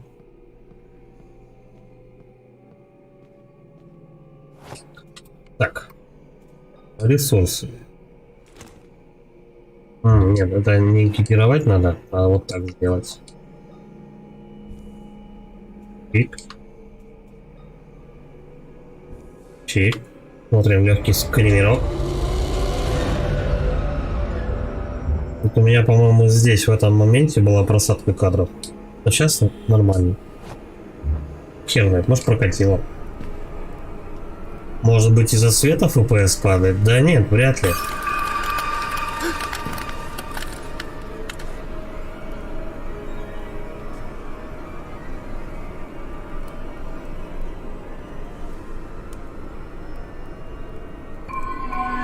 Вот сейчас прям стабильно идет игруля. Вообще вот просто ровно 60 фпс. Скорее всего, просто я не вышел с игры, и он не запомнил настройки. Типа можно даже для эксперимента попробовать чуть-чуть повыше сделать. Ну ладно, это ж потом. Ну так пока стабильно. Если она работает, то пусть она работает себе. Сейчас что-то дергается и менять не стоит. Так. Ну, давай, сейчас на нас нападут. Ай, -1 патрон.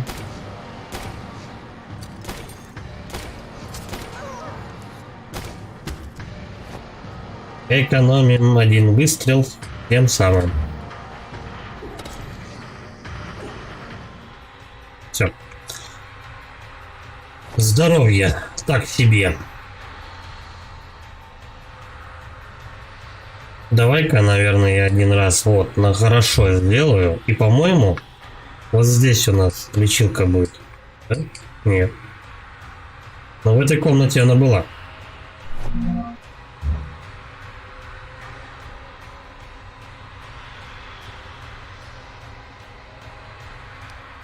Ладно, инструменты, бла-бла-бла. Сюда пихаем сердце. Все, пропускаем. Когда лимит есть. Лимит чего? Чего конкретно лимит?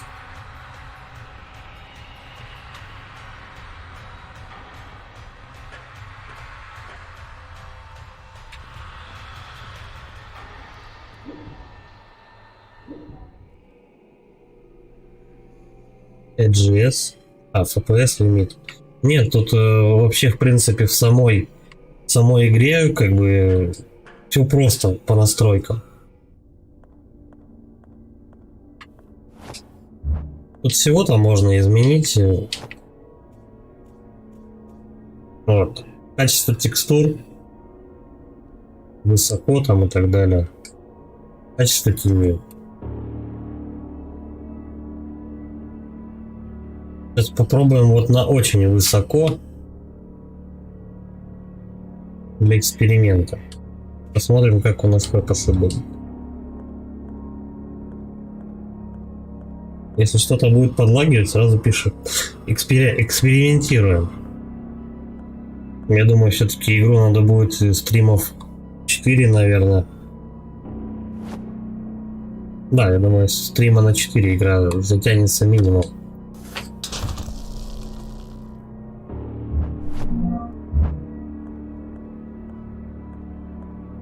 Так, ну тут все. Хорошо, когда знаешь, что делать, и ты быстренько все это дело проходишь. Чик-чик. И главное последовательность. Помнить, что ты делал, куда заходил. Так, ну оборот. ОПСов, кстати, ну это в настройках у этого, в ОБС настройки лезть. Да, наверное, только там можно выставить лимит. Но все равно там стоит 60. Это я точно помню, что в настройках ОБС выставлял, что 60 стабильно. Но пока вроде просадок нигде нету. Пока вроде игрушка-то идет плавненько, кажется.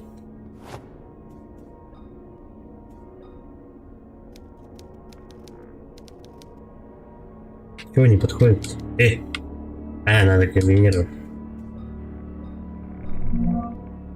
Точно. Причем в нее можно играть как на геймпаде, так и на клаву мышь.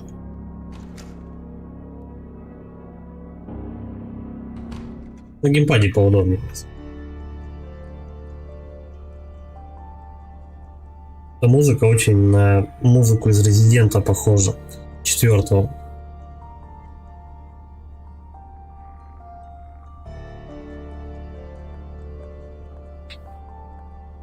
Так, снова я в этой комнате. Давай попробуем вот эту еще раз. Я буду пробовать эту механику с разбитием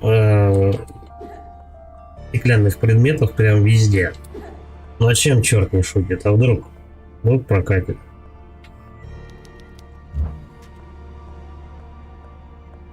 Угу. Здесь, чтобы открыть, явно нужен какой-то крестообразный предмет с углублениями. Это вряд ли.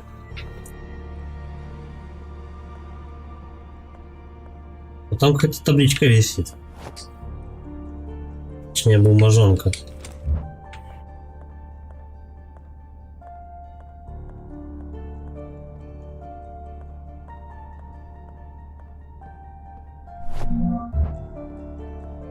Патронов насыпает по чуть.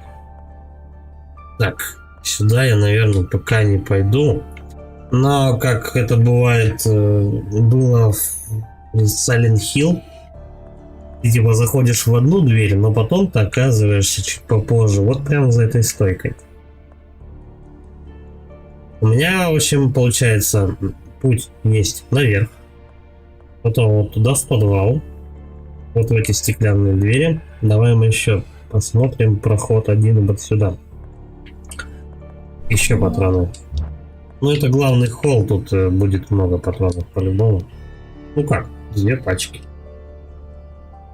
Ставить поменьше графику, все равно, да, проседает. Да ё-моё. Давай. Просто на высокий, ну, просто вот так попробуем.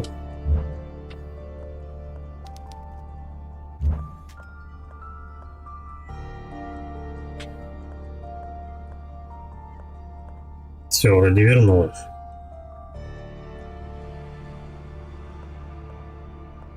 Вроде мы после вернулись на место. Больше не скачет. Бля, ну причем вне стрима, то есть я же ее играл там и все такое, она идет вообще стабильно, никаких лагов, ничего нету. Но только ты запускаешь стрим, она как-то, я не знаю, перегружает тебе просто кол, походу.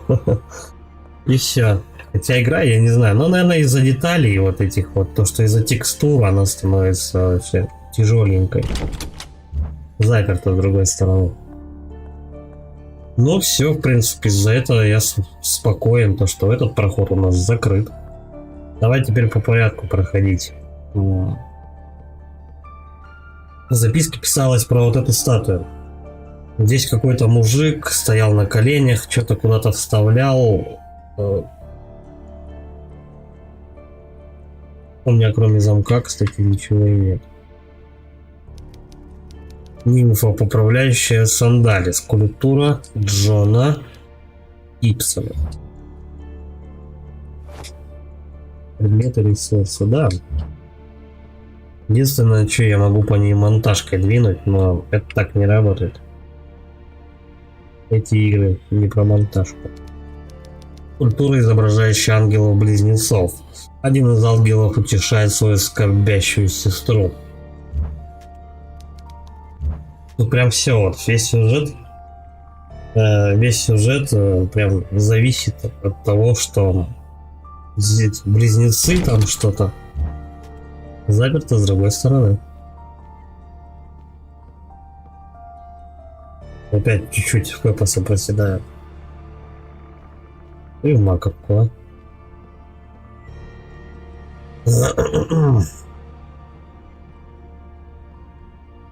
Чего туда не пройти? Странно.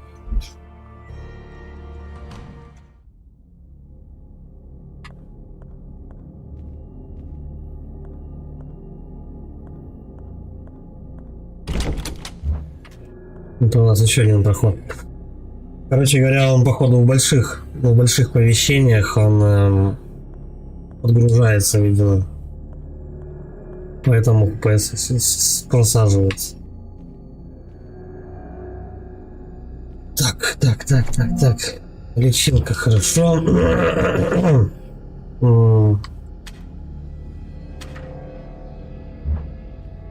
Вот он, для аудиокассет, магнитофон.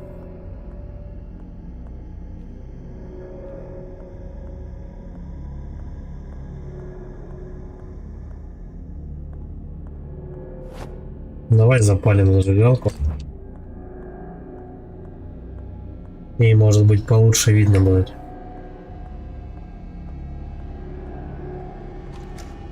Еще одна дорога куда-то.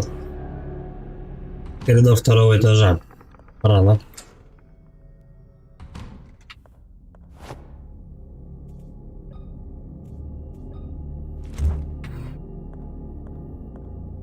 Так, короче говоря, нужно мне вернуться вниз.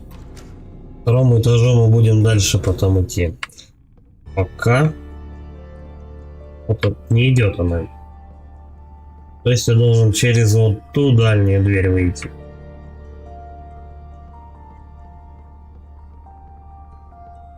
Чуть проседает FPS, когда я в большом помещении, но не сильно, кстати.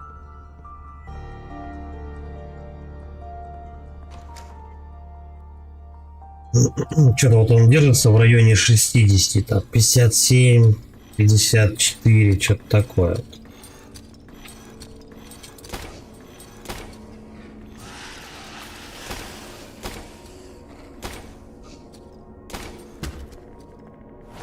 Пять выстрелов все-таки, да, на них надо. Хрена, у меня 36 патронов.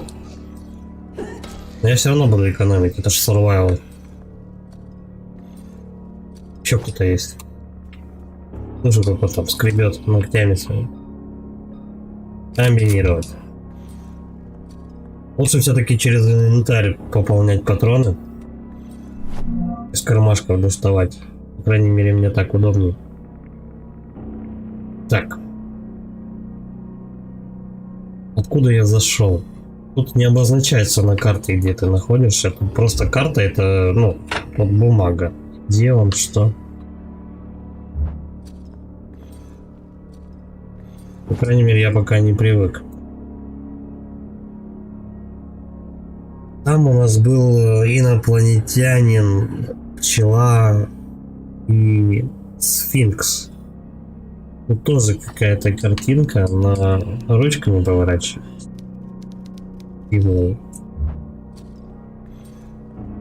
Пока не знаю, как вот именно вот эти двери работают.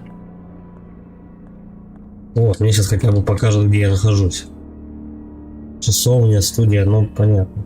Плюс-минус понятно. Я бы не сказал, что прям очень. Он где-то с левой стороны. У прямой. Вон он гуляет.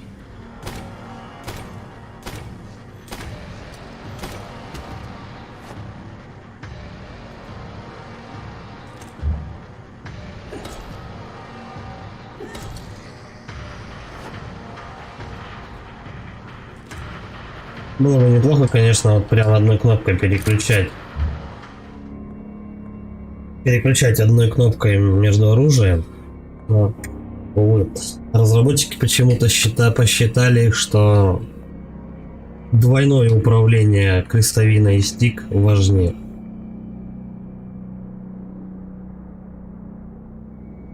Клавиши не перенужны. Угу. Эта штука двигается. Мы ее потом должны в лифт заволочь. Не знаю зачем пока. Кнопка вызова лифта сломана. С этого этажа его не вызвать. То есть я должен оказаться где-то наверху, либо внизу. И снизу на этом лифте доехать. Окей. В каком-то сохранении. Судя по музыке.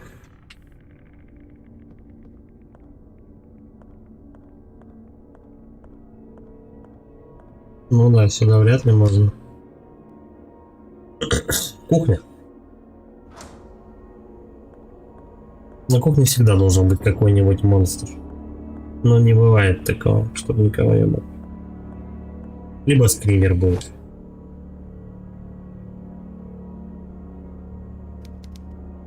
Как же здесь холодно.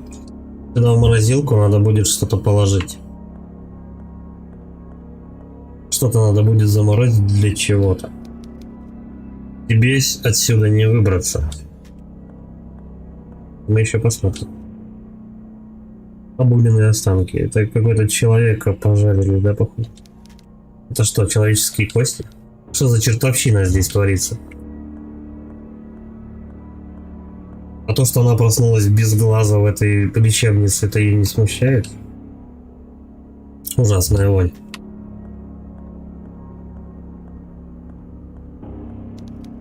Сколько же здесь не выносили мусор? Ну да.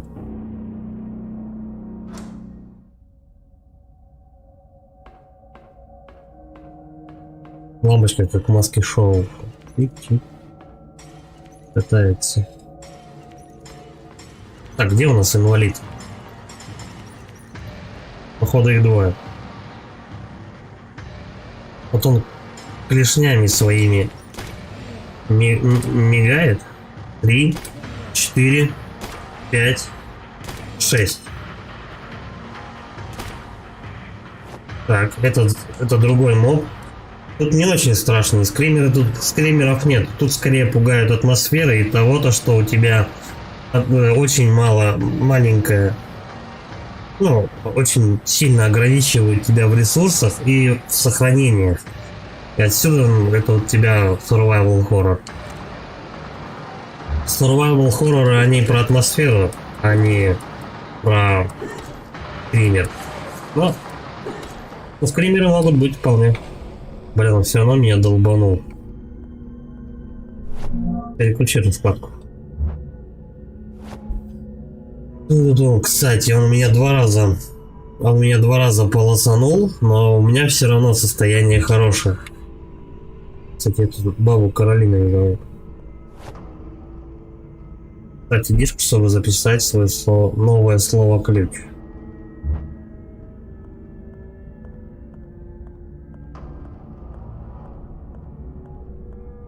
Какой-то, я не знаю. Какой-то дисочек надо будет ставить. Так, что-то как-то я вот иду вперед. Я немножко потерялся уже в этих развилках. Сосуд с азотной кислотой, способный разъедать металл. Какой-то нитрат. HNO3. По-моему, получается нитрат кислоты какой-то. NO3. По-моему, это кислота. Я в химии не очень, кстати. У меня всегда по химии тройки были, я списывал. Она мне как-то изначально не зашла, эта химия, и потом особых интересов не вызывала. Блин, я не знаю. Карта, давай посмотрим. Есть резон, это все дело душевая, склад кухни, и вот сюда, это будет финальная, по-моему, ну, тупиковая комната, по идее. Я лучше комбинированную пушку одену, ну, в смысле, обычно. Дверь не заперта. Это срезка. Тихо, выходим. Да выходи ты.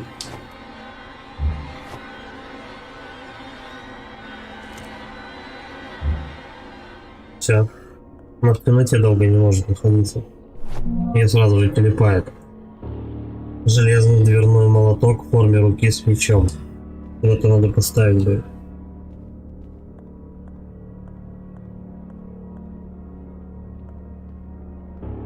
А вот эта дверь нас возвращает вот сюда. Понятно, я по кругу прошел.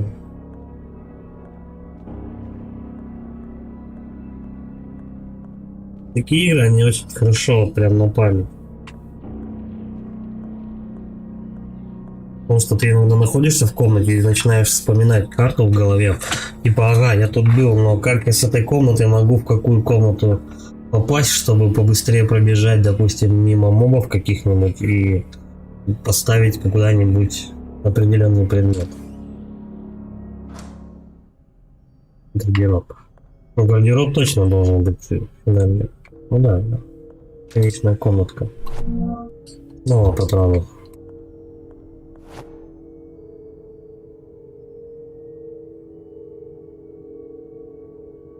Ну, это аккумулятор. Аккумулятор, клемма вот есть. Здесь нужно... А, это и есть аккумулятор. Battery changer. А это какой-то вольтметр.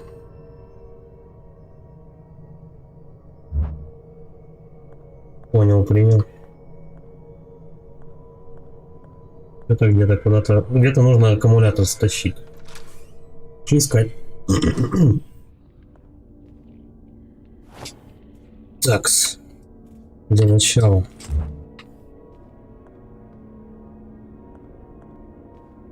Ну, я здесь не... Нет, я все-таки здесь глючит. Зато я, в принципе, уверен, что я здесь полностью все прошел и вернулся просто по кругу.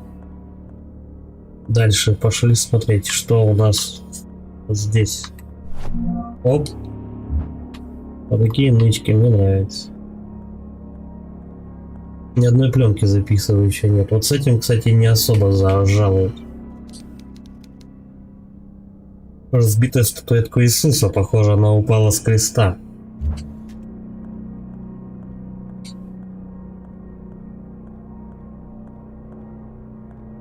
Скорее всего, это... Вот это не похоже на квестовый какой-то предмет. То есть не надо будет сюда кого-то тащить, чтобы это дело заработало. Так. Да. Вот здесь у нас единственный проход, лифт потом мы, если что, подрубим. Но это явно комната сохранения. Я прям по музыке слышу. Только света нет.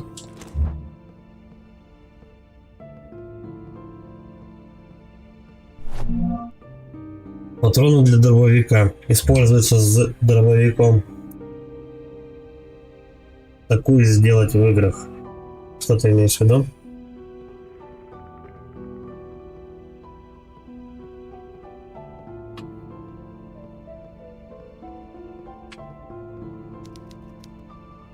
Не надо было тебе сюда соваться. Вот есть агрегат для сохранения. Такую сделать в играх про статую. Не совсем понял. Ты про статую имеешь в виду, которая упала. Типа собрать эту статую и повесить? Ты это имел в виду? Я думаю, что вряд ли это будет работать.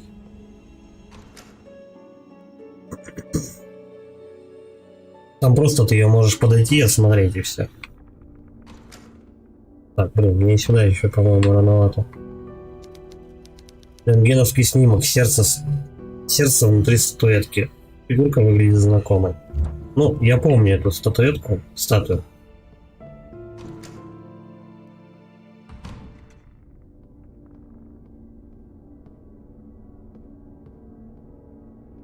Такс.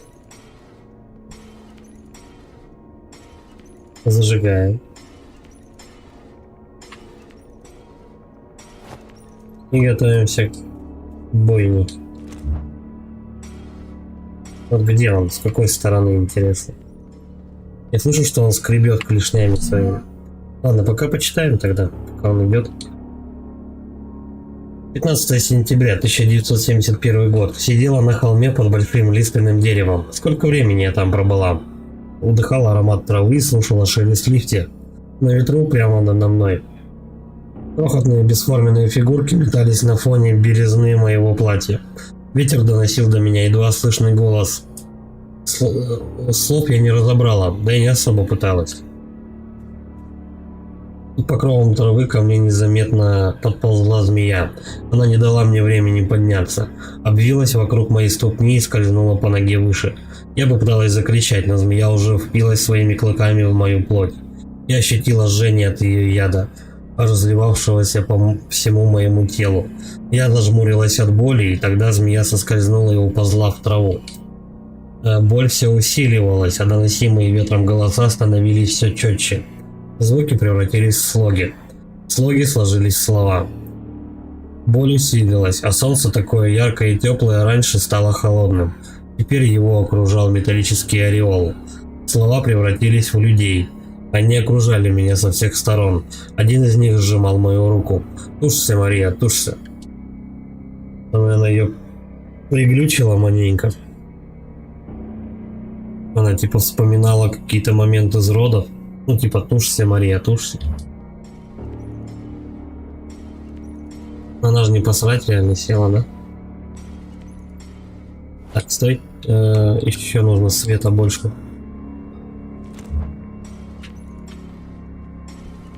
Все. Кстати, хорошо то, что вот эта механика есть. Тихо, тихо, тихо, тихо, тихо, тихо. Стой. Надеюсь, меня там с другой стороны никто не атакует. А этот дурачок на лестницу забирается. Тихо, тихо.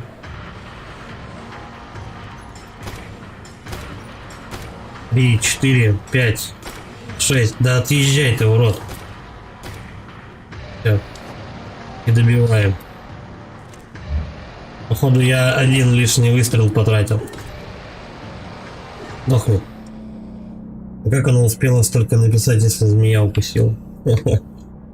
Может, может это воспоминания были? Ну, типа мемуары. Вон, кстати, еще одна люстра.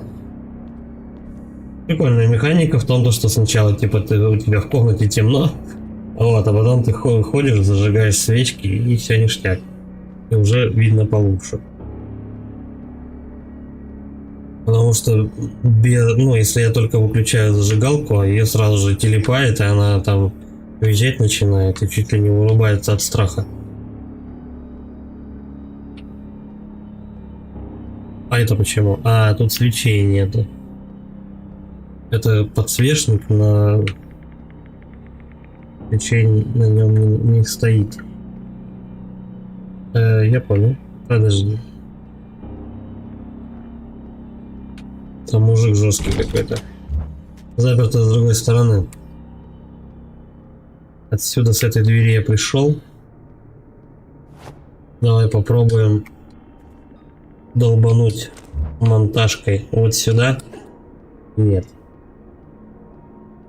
Блин, но мне кажется, все-таки должны они хоть как-то эту механику использовать, чтобы разбивать стекла. Но тут стекол полно вообще.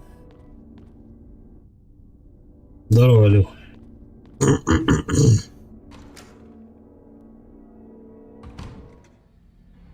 Туалет общественный. Тихо, тихо, тихо, тихо, тихо.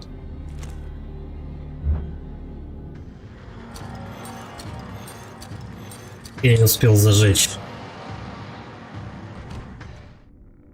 Там есть светильник, но прежде чем этот мужика этого начать стрелять, мне нужно подбежать и зажечь светильник. Да, времени в обрез вообще. Давай, давай, давай. Оп. Да что ты?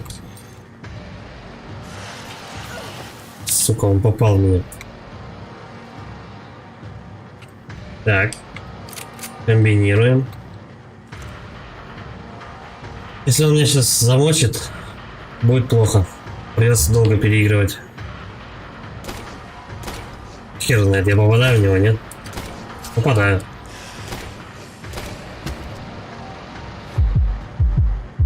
Кстати, она прям держится за бочину, когда получает урон, прям как в Resident Evil 2 и 3 части. Я не помню, в первой было такое, нет? Бля, у меня сейчас перепонки лопнут от биения этого сердца. Лечиться. Давай еще раз. И добиваем его мотыгой. Оп. И оп. Все, баст карапузики. Мужик теперь холодный. У него прям качку эта труба какая-то с баллоном кислородным, что ли, подсоединена. Бля, извращенцы вообще. Так, тихо, тихо, тихо, тихо. Мне света не хватает.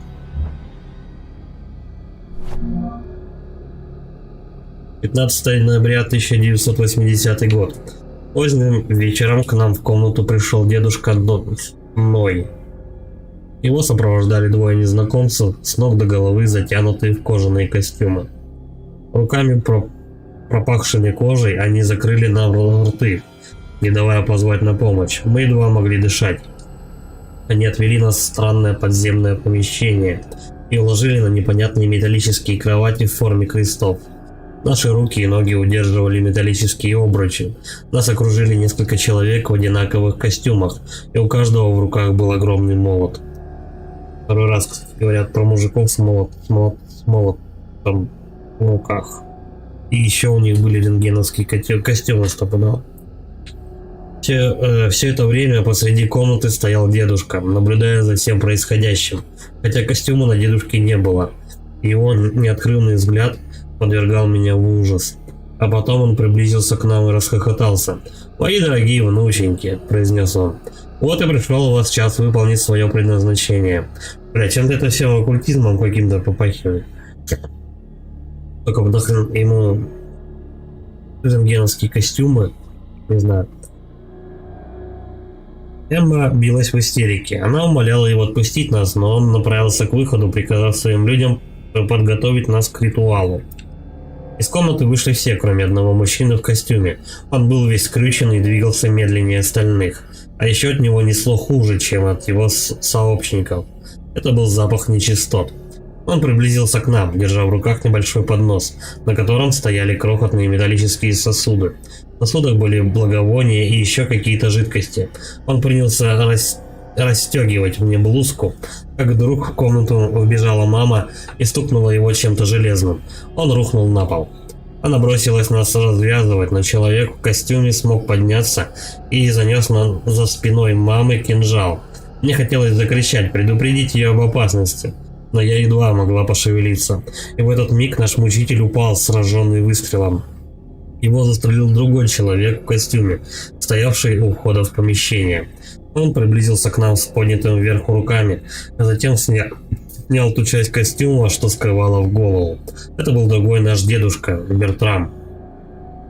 С тревогой в голосе он спросил маму, почему на ней нет костюма. Короче говоря, какое-то что-то вроде оккультизма или так далее. Они одевают рентген-костюмы, берут близнецов, как правило, девочек, походу, ну и делают над ними какие-то опыты. Возможно, в оккультном каким-то антураже, я не знаю, что-то в этом роде. Но если этот дедушка, то есть и второй дедушка. Этих дедушек было двое, то есть двое дедов пытались своих внучек-близнецов. Тут прям все на близнецах, походу, построено. Практически половину, ну, большую часть повествования тут трещат про близнецов. Она ответила, что пришла спасти своих девочек. Дедушка велел ей вывести нас наверх и отвезти в городской порт. Там нас должен был ждать человек на небольшой рыбацкой лодке. Она ответила, что пришла спасти своих девочек. Дедушка велел отвезти в городской порт. А, ну все. Последняя запись. Значит, скорее всего, у главной героини тоже будет какой-то близнец. Ну, я так полагаю.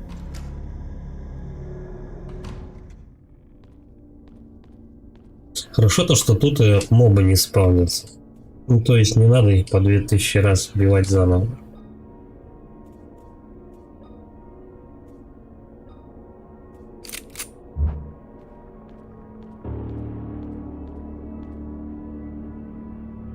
Угу. Раз люк. А это можно, по-моему, зажигалкой, да, пережечь. Ничего не происходит. То есть веревка настолько прочная, что ее зажигалка не может поджечь.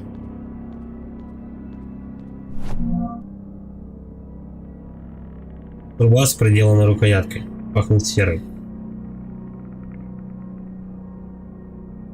Это у нас будущий дробовик. Мы его будем собирать из нескольких.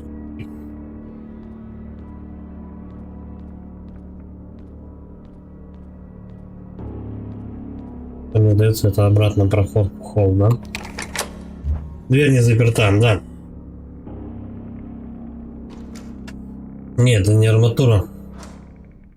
Из этого будет дробаш состоять. Дробовик, чтобы собрать, там 3 части, по-моему, нужно. 3 каких-то детали. Одну я нашел. Потому что если рассмотреть просто, это причем в ресурсах, это не в предметах. То есть этим нельзя взаимодействовать с другими, чтобы пройти дальше. Из этого нужно собирать. Просто вот если посмотреть, вот он, урок Здесь, я так понимаю, что-то вроде мушки. Это просто рукоятка. Тем более она пахнет серой. Ну, гадалки, не ходи, это дробаш. Вот пистолет, это у нас гвоздемет, по сути. А вот это вот у нас дробовик. Вот это все.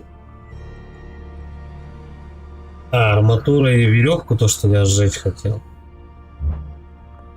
Как вариант, да, попробуем. Но, кажется... Ну, попробуем, да, монтажкой просто порвать. На излом ее бахнуть. На излом бахнуть веревку. А вдруг? Да? Стой. У нас есть вот это дело. Какая-то кислота. Ничего не происходит. Еще ее можно заморозить. Вдруг при переохлаждении эта штука будет работать иначе. Кислота кислотой, как бы, они же химические свойства могут быть разные. Замораживаешь ее, и она начинает как кислота серная работать. А вдруг? Такс. Здесь у нас что за проход? А вот я тут еще не был. Я поднимался наверх. По предметам: кислота, рука, замок.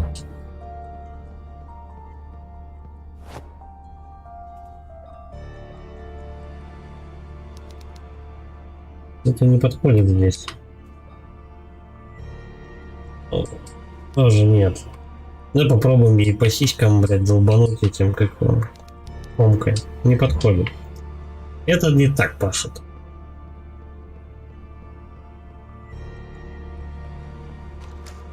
Так, эта дорога у нас куда ведет? Угу. То есть она как по большому кругу, да, проходит. Давай попробуем вниз.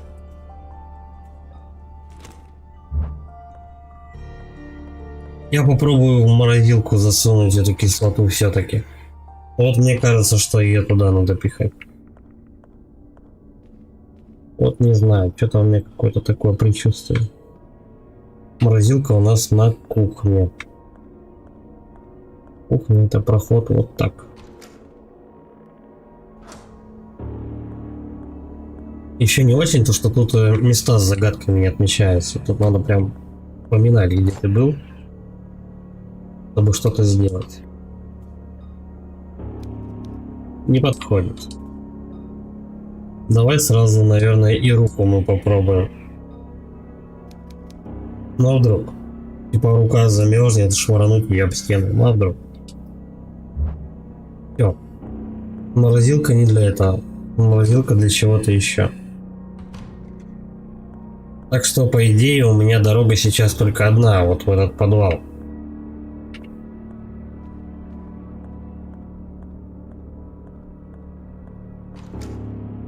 Это ближайший отчет. Я еще там внизу не был. По бокам есть у нас подсвечники.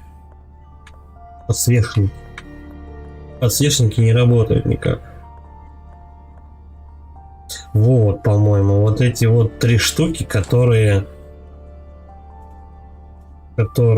вставив в них, статуя отодвинется. Вроде про это писали. Записки. А нихрена вот ходов просто. Спускаешься в подвал, у тебя раз проход. А, ну тут закрыто. Это как-то в обход можно только идти.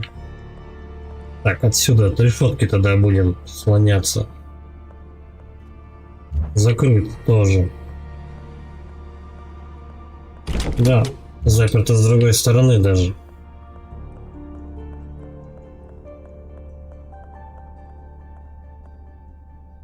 Надо вспоминать. Надо вспоминать, куда можно пришпандорить вот эти вот 2 предмета. А что если комбинация? Нет, эти вещи не комбинируются. Рассмотреть.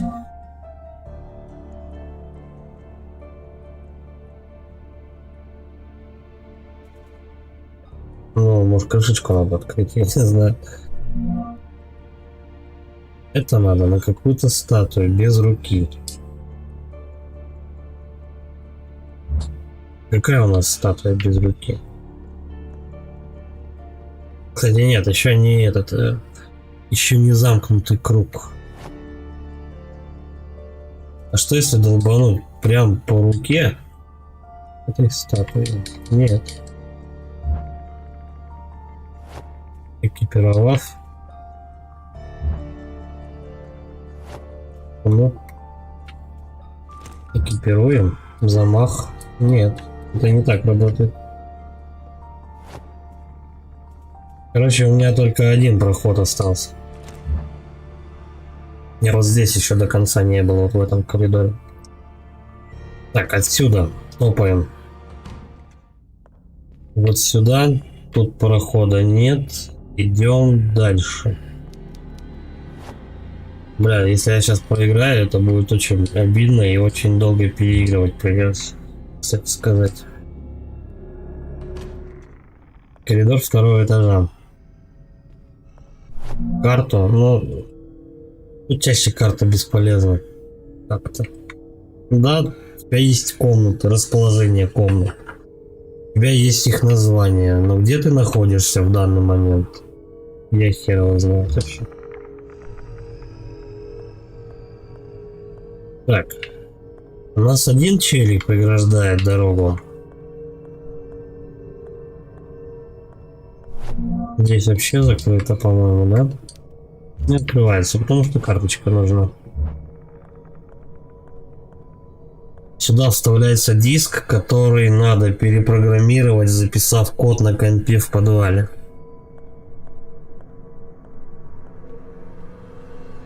Только где бы тут сам диск взять? Так. Раз проход с монстром. Тут у нас комната с диском, да? Он дергается. Двое они дергаются.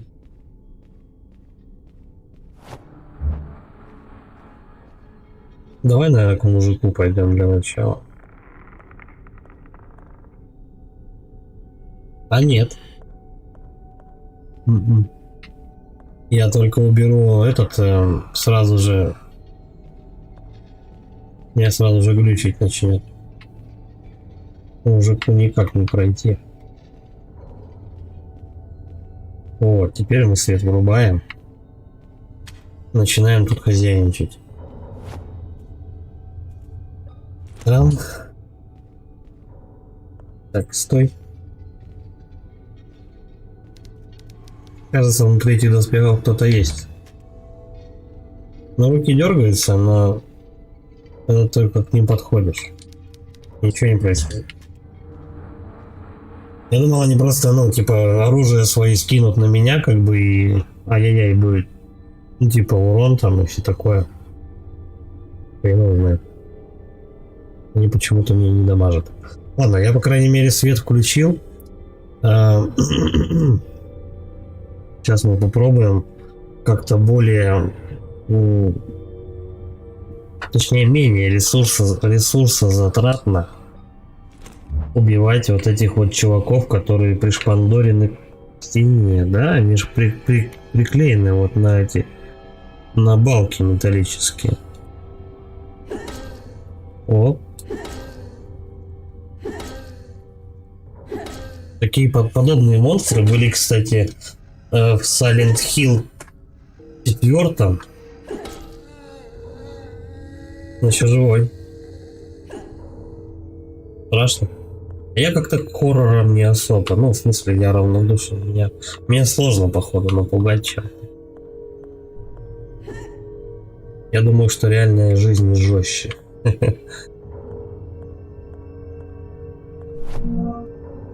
Патроны. Так, швейная комната. Угу. У нас комната сохранения.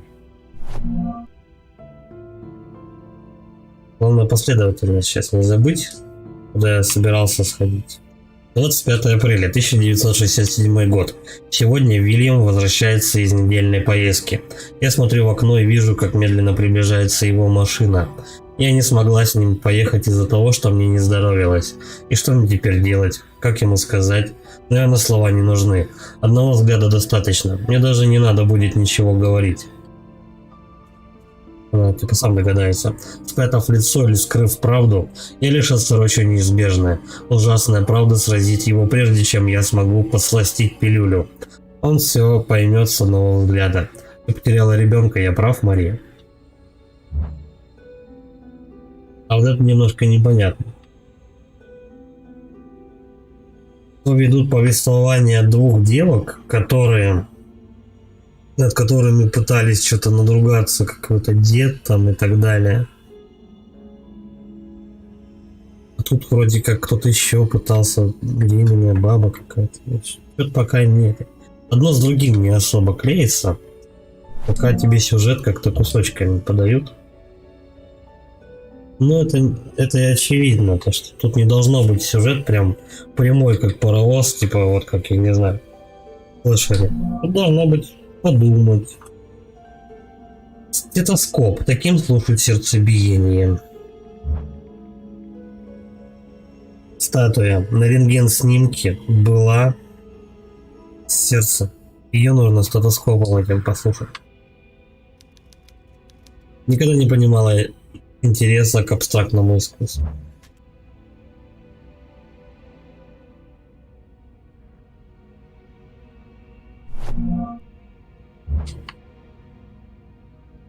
Так, я уже много прошел, поэтому будет просто безумством, если я не сохранюсь. Тем более у меня две пленки уже откуда-то. Когда первую собрал, я не помню. Давай, сохраняемся.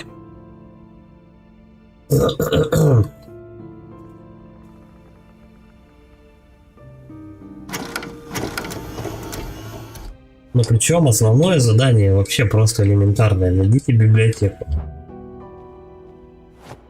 Как бы, ну, бля, просто берешь карту, вот библиотека где-то тут. Где-то из этих. Ну ты попробуй туда попади еще. Такс. Повнимательней стол. Нет, ничего, тут больше такого прям нету.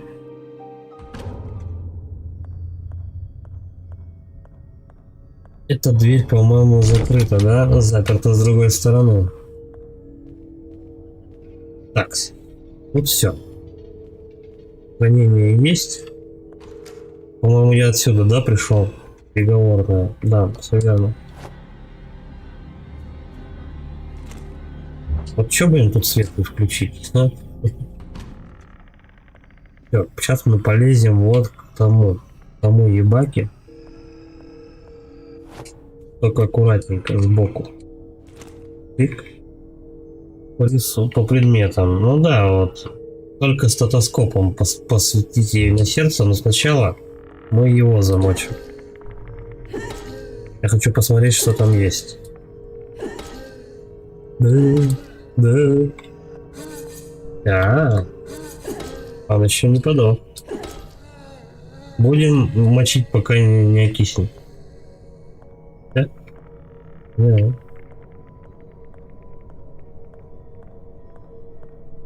Тут и мобы просто шикарно прорисованы. Так. Вот я захожу в другую комнату, которая может быть потенциально опасна. Так что лучше что-нибудь стрелковое взять. Тут Дон Кихот и Санчо Панса. Рука. И постучать. С определенным звуком надо постучать. Войдет лишь тот, кто услышал биение сердца в груди у детища Джона Гибсона, да. Сначала идем к статуе, прослушиваем ее стетоскопом, ее сердцебиение, и потом идем сюда. Надо запомнить количество ударов ее сердцебиения, чтобы потом то же самое стучать в этой двери. И потом что-нибудь дальше. Я говорю, тут очень интересные головоломки, просто надо подумать местами. А вот здесь почему люк не открывается? Да, что-то как-то с ним особо взаимодействия нет. Может быть, какую-нибудь кнопку надо поражать, что-то в этом роде. Но пока особо прям по локациям не гоняют. То есть у тебя, допустим, ну, вот, 3 помещения, ну там 4, может, помещения. Ты должен типа туда сбегать, короче. Ну там, допустим, из 4-го ты должен сбегать в 1-е. Из 1-го, допустим, в 5-е. Ну не надо там, типа, знаешь, весь особняк оббегать. Бежать прям с самого начала. Так, использовать. Примерно где-то тут у нее сердце, я надеюсь.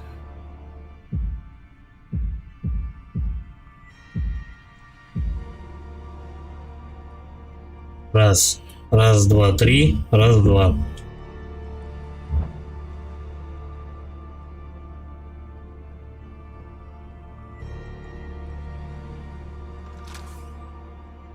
Вот и все.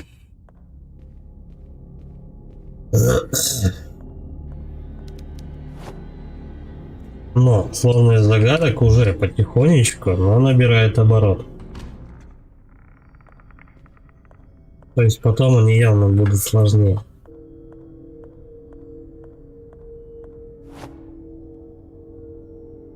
Раз, два, три, раз, два.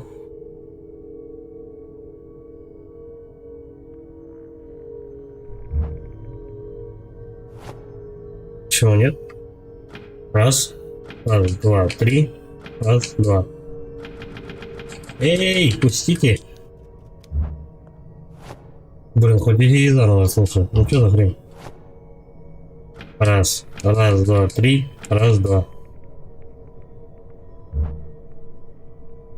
Может, надо тайминг учитывать? Блин, ну пойдем проверим еще раз. Ну это точно так надо делать. Я, может быть... Может, 4 раза там надо бить. Не 3, а 4.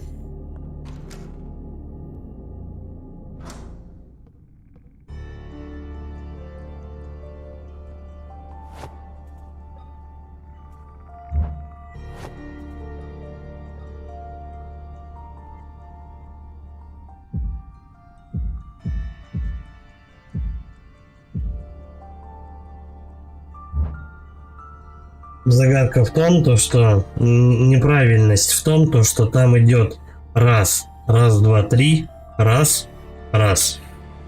Промежуток между последними 2 ударами. А я бью сразу же 2, как будто. Вот в чем дело. Да, вот промежуток между первым есть. Отсюда косяк. Раз, два, три, раз. Раз,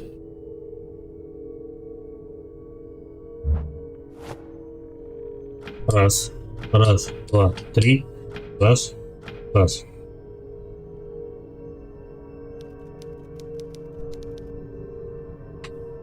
Почему нет-то?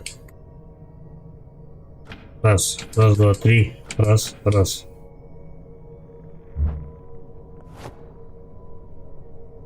Раз, два, три, раз.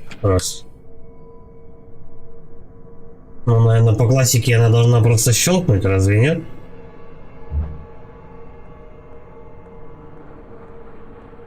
Ну, там точно было 3 удара. И потом еще 2. Пойдет ли что-то, услышал биение сердца в груди у детища Джона Гибсона. Это понятное дело, но... Единственное взаимодействие это вот с этой табличкой и вот здесь. Раз, два, три, раз, два. Такие рваные. А что не работает? Раз, два, три, раз, два. Думаешь, раз, два? Да нет.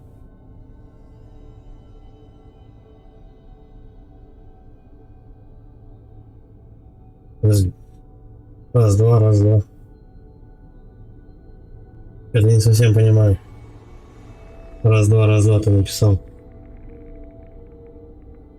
Раз. Свой может. Да нет, вряд ли. Раз. Нет, точно нет. Надо повторить вот этот шум. А шум-то повторяется. Это вот раз, раз, два, три, раз, раз. Попробуем больше промежуток сделать. Раз, раз, два, три, раз, раз. Тоже нет.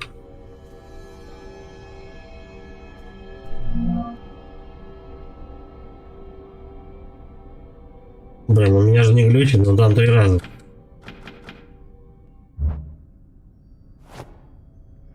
Раз, раз, два, три, раз, два. Войдет лишь тот, кто услышал биение сердца в груди у детища Джона Гибсона. Причем они говорят, что назад, типа надо его переворачивать, там, ну типа, знаешь, раз, два, и потом раз, два, три, и раз. А что если, да? Раз, два, три, раз. Ни хрена.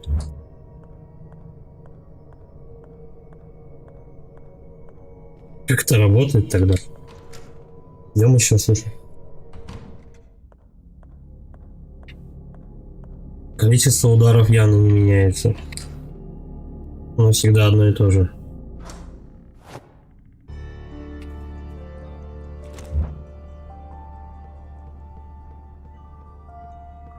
Может быть, другие участки попробовать послушать?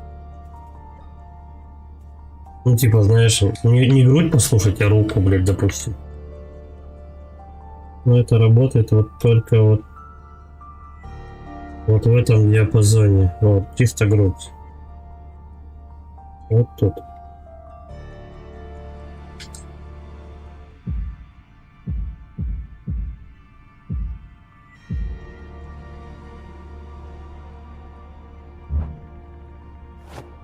Ну и что, блядь, я неправильного делаю?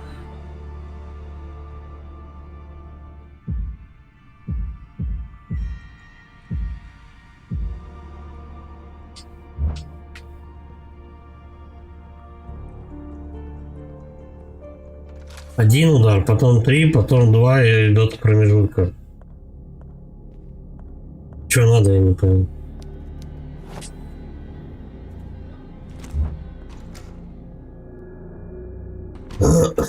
Еботина какая-то. В любом случае, я что делаю?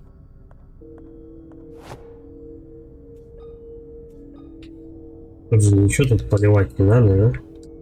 Ну, в смысле, полить там, допустим, чтобы рука как-то иначе отбивала ритм. Раз, раз, два, три, раз, раз. И ручку не дернуть, ничего, ну типа проверить.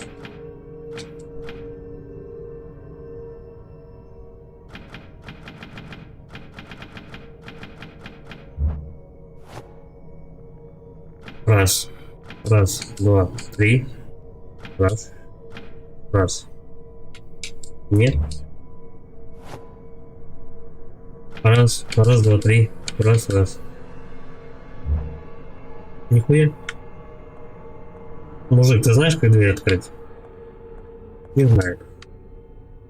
Раз, раз, два, три, раз, раз.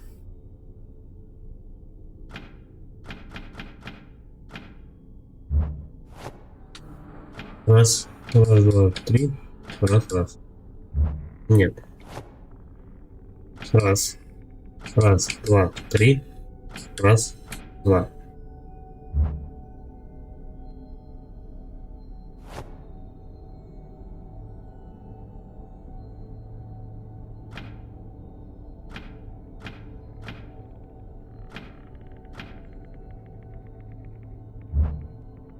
Дело, я думаю, что в промежутках между ударами. Но.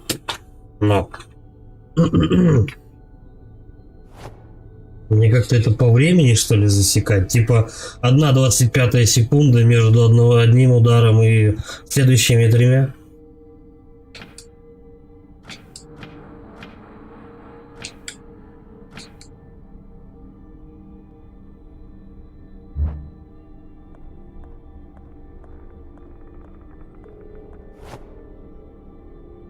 Раз, два, раз, два, три, раз. То есть в обратной последовательности это тоже не работает. О, вот это чекать. Раз, раз, два, три, раз, раз. Нет, ни хрена. Блядь. Раз, раз, два, три.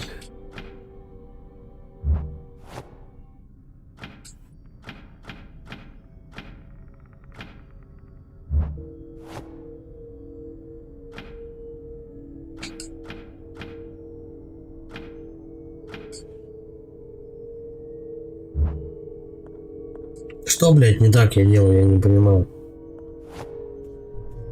Замок и бутылка, все, больше ничего нет.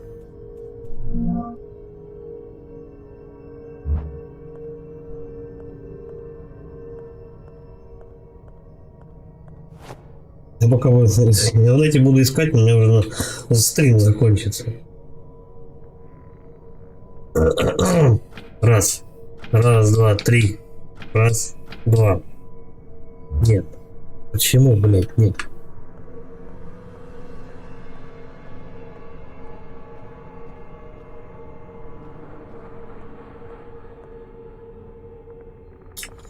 Ну тут явно ничего делать.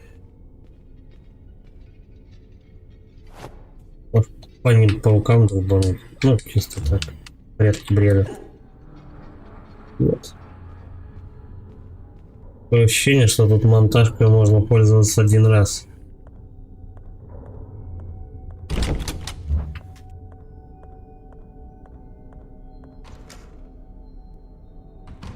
Швейная комната. А, ну да, я что-то доложил.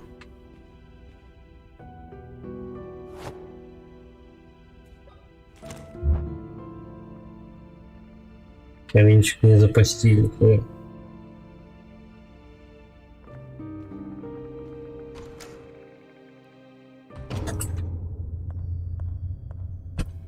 Идем еще подключить. Ну еще раз сбегаем, послушайте.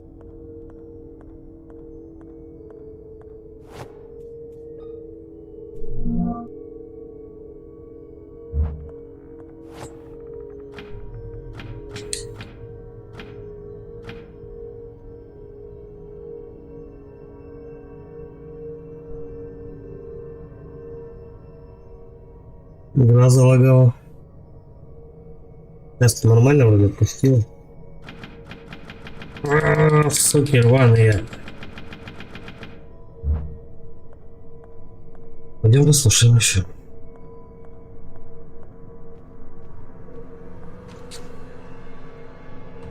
Чекнул, что пишут.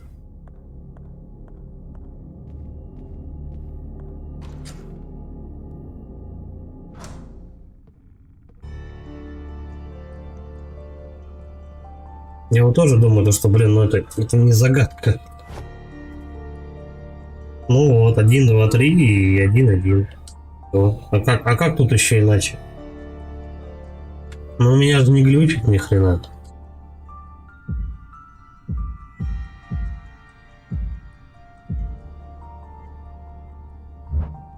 Все, 3 удара.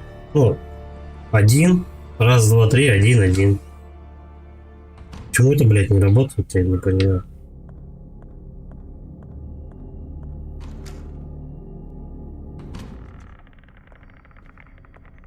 Может, в натуре она заваляла.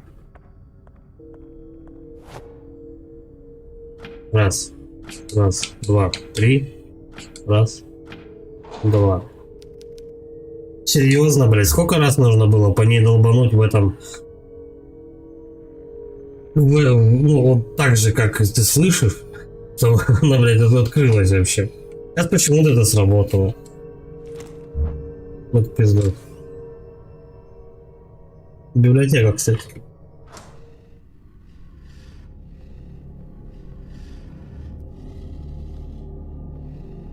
Кто-то хрюкает. С левой стороны. Ладно, хилки есть, патроны тоже. Скорее всего, он за стенкой.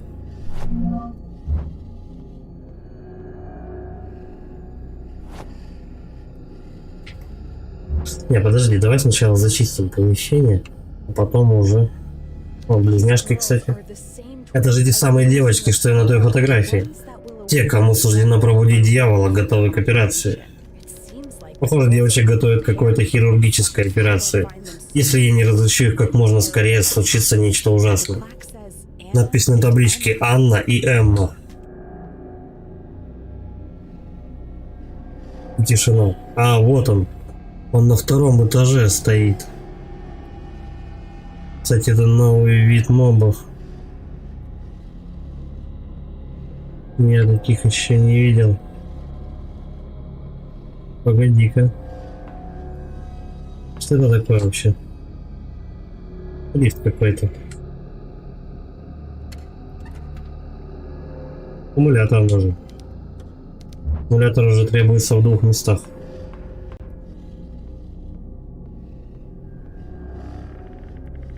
Так, ладно. Давай мы получше осмотрим эту комнату. Я попробую все-таки ударить куда-нибудь. Ну, типа, стеклышки поколотить. Да ёпта, повернись сюда. Вот туда. Нет, она все равно смотрит. Там что, блядь, враги какие-то? Я не знаю, что надо туда поворачивать? А если вот так? А вот так она спиной поворачивается. Но она не видит это как объект для разрушения, поэтому она себя странно видит. Ладно. Ну это явно не объект. Взаимодействие 0. Читаем. Вчера вечером в особняке, известном как клиника Вайлдбергеров, блять, это как Бенедикт Камбербэтч, Вайлдбергеров. Клиника Вайлдбергеров, блять. Короче, клиника Вайлдбергеров. Произошли крайне неприятные события. Персонал клиники сообщил об исчезновении дочерей доктора Вильяма Вайлдбергера, Анны и Эммы Вайлдбергер. Полиция попыталась взять показания у матери девочки Марии Морриссет, найденной в состоянии медикаментозной комы. Лечащие врачи заявили, что кома вызвана неизвестной болезнью, от которой страдает женщина. Сам доктор Вайлдбергер в настоящее время находится в отъезде. На момент подготовки данного репортажа поисковые команды продолжают искать пропавших девочек в соседних особняков в районах. Наши источники сообщают, что к поискам скоро присоединятся водолазы с целью обследовать прибрежные и скалистые районы. В общем, девок ищут везде, но их нету. Потому что их замочили. Ну, то же самое она болтает.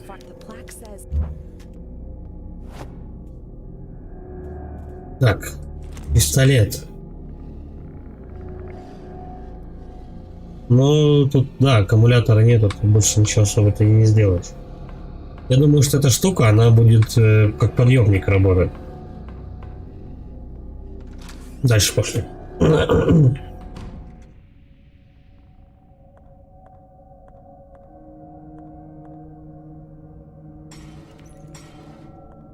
Здорово, Даман. Как говоришь, игра не зашла, плюс управление бесит.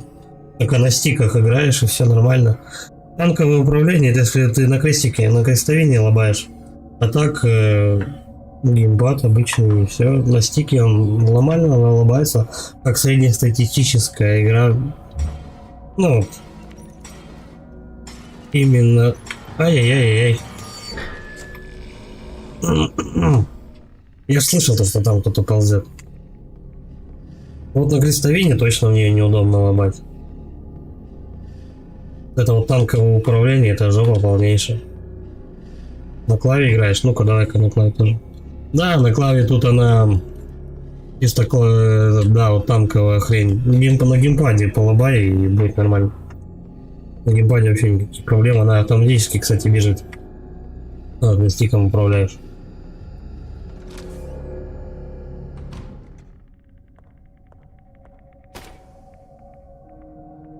А чё за глюк? Почему он сдох? Вот оно в чем. Семен Семенович. Его вот эти вот хреновины убили.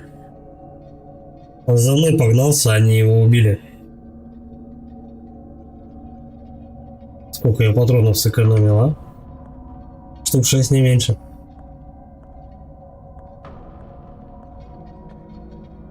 А они будут еще? Так. И быстрее. Ништяк, вообще балдеж. Я проскочил.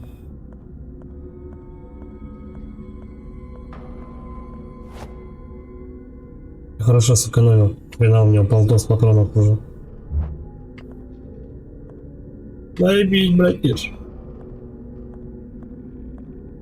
Блин, я все хочу что-нибудь расколотить вот этой монтажкой. Я не знаю, у меня прям, блядь, руки чешутся. Ничего не бьется, это обидно.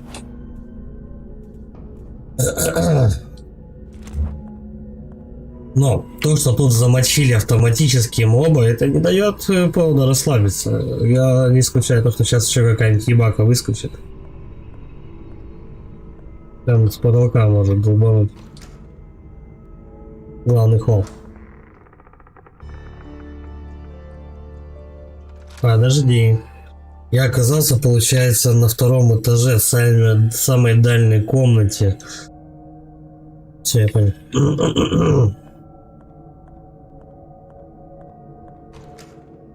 Надо сначала сюда, столовая.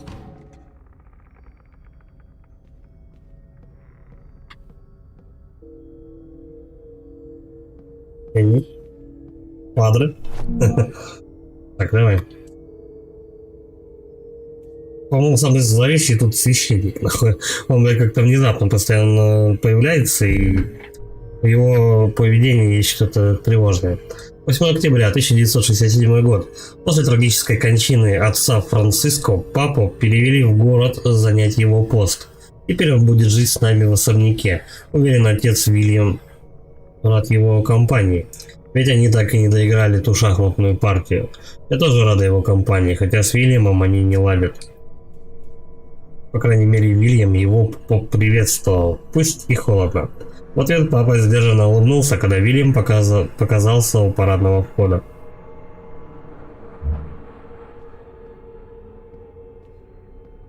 Я думаю, это его близнец. Или что-то в этом роде. Так, у нас третья дверь, которая показывает, что якобы... Ну, я не знаю, вот этим дверям пришпандорены... Да, пришпандорены вот такие вот картинки. Там на первой самой двери был мужик с бабой, земля. На второй Тетрис вообще был. Тут фигурка, ну, как кувшин разбитый. Все. Как это расценивать? А как подсказку или что?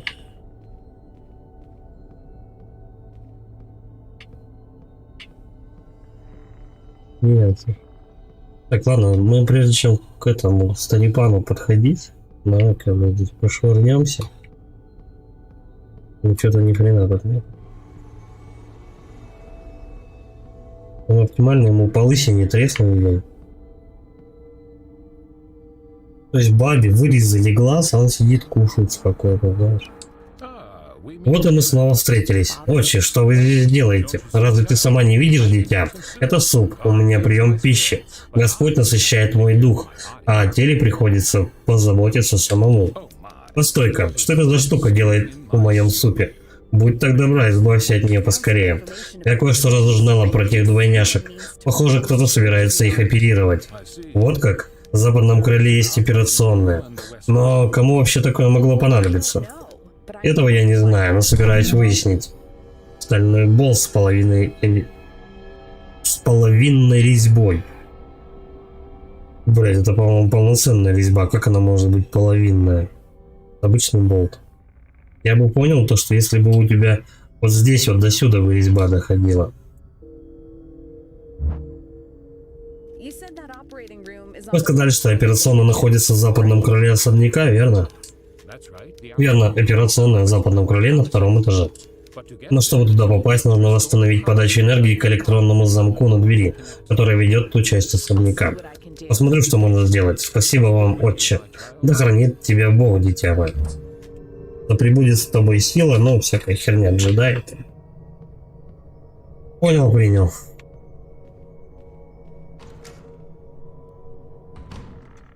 Кстати, в резидентах, ну, взять тот же самый 2-й, не помню, как насчет 3-го, там были комнаты, помеченные, ну, типа, знаками, там, рефы, бубны, пики, черви. Тут то же самое, только с картинками.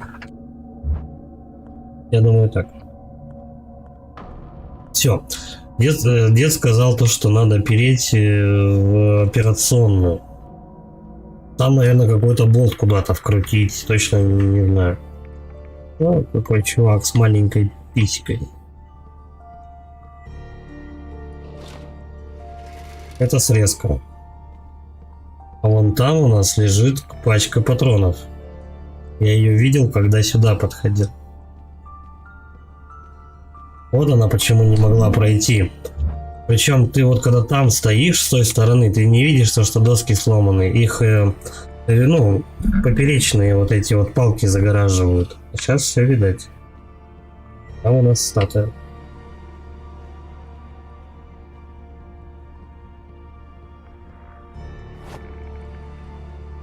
Бля, ну патронов прилично. Но я все равно буду экономить, стараться. Прямо чтобы это... Сколько там? Ну, каждый моб по несколько выстрелов, но последний выстрел, мы прям добивать его будем, переключаясь на монтажку, чтобы один выстрел сэкономить. Каждый 5-й моб будет бесплатно обходиться. Так, есть болт, это, хорошо.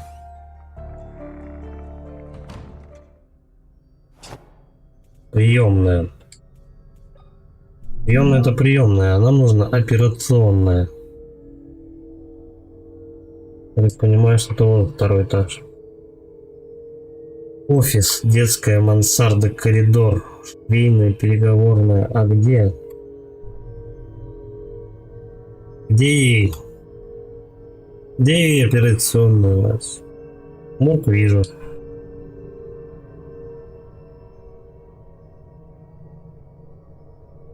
Вот в этих красных комнатах я еще не был.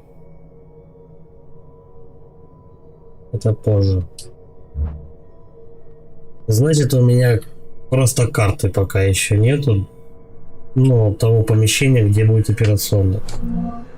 Журнал бригады монтера. На 2-м этаже западного крыла снова вышел из строя предохранитель.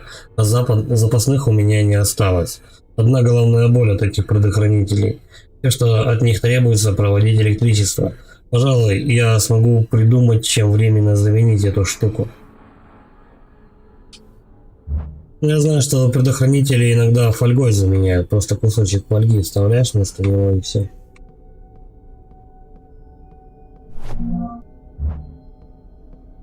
Не очень надежная штука, но, по крайней мере, это работает. Давай чуть повыше поднимемся.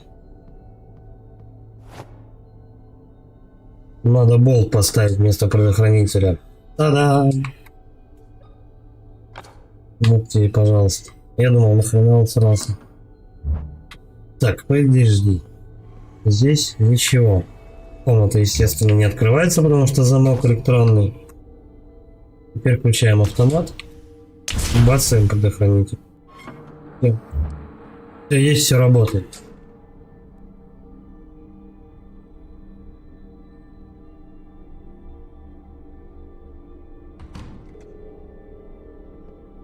Вот она карта. Скорее всего, и тут и будет, да, у нас кабинет 2С, уборная, холл, кабинет дезинфекции, наблюдательный вот операционная. Только я что-то вообще без понятия, где нахожусь. Это пиздует. Блин, я его очень плохо вижу. Вон он, сучонок. 2, 3, 4, 5. Скок. Не попал. Добивание. У меня, по-моему, один выстрел мимо прошелся, но ничего. Добивает. Серьезно? А почему он не подох-то? Но мне удар тоже не засчитали, ништяк. Это просто охуенно. То, что мне засчитали удар.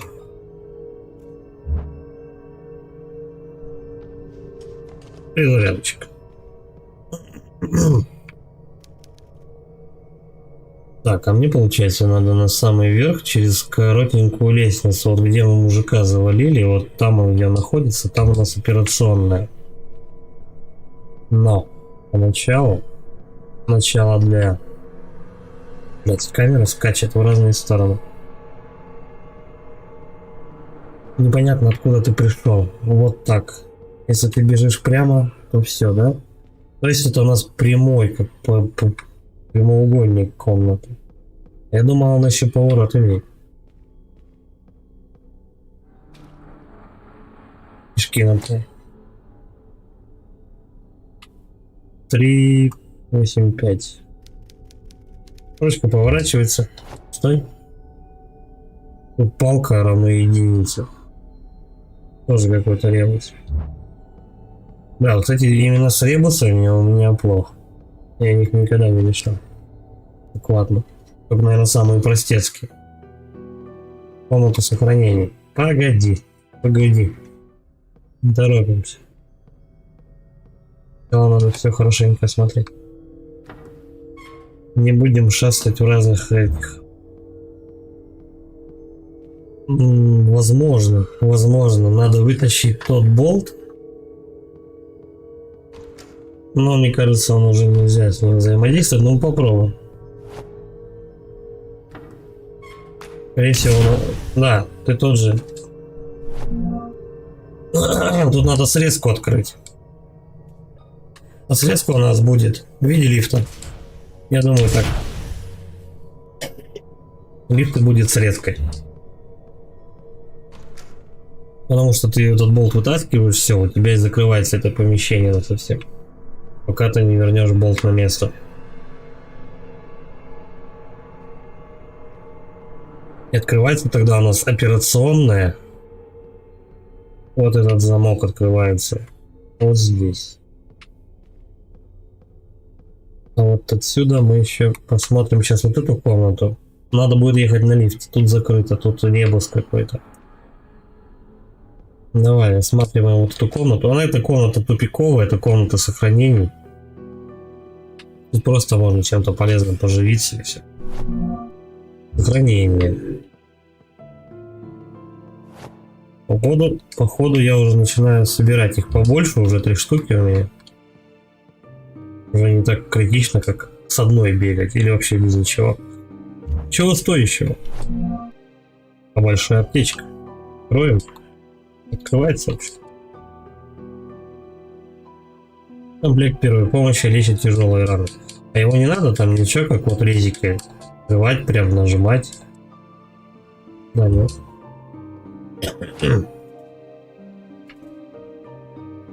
Да, просто лечиться и все. Ладно. Он не подключен к розетке. Давай прочитаем. 30 ноября 10:30. Доктор Колин доложил, что лифт не работает. Сколько не нажимая кнопку вызова. Проверив лифт, я обнаружил, что кто-то заблокировал его двери предметом, который не давал им полностью закрыться. Если, я помню, что там, где первый раз я увидел лифт, там стояла такая каталка. И с ней можно было взаимодействовать, брать в руки и закатывать в этот лифт. Мы тем самым не дадим воротам, дверям закрыться, наверное. Пробуем так. Который не давал им полностью закрыться. Хорошо. 20 января 16:00. Кнопки вызова лифта из подвала и с первого этажа не работают. Лифт можно вызвать только со второго этажа. Ну, где я, собственно, и нахожусь. И тут еще подсказка тебе дополнительная, да что вот, пожалуйста, поставь что-нибудь, чтобы дверь не закрывалась. Ну а как тогда надо будет кататься на этом лифте? Первый, да. Посмотрим.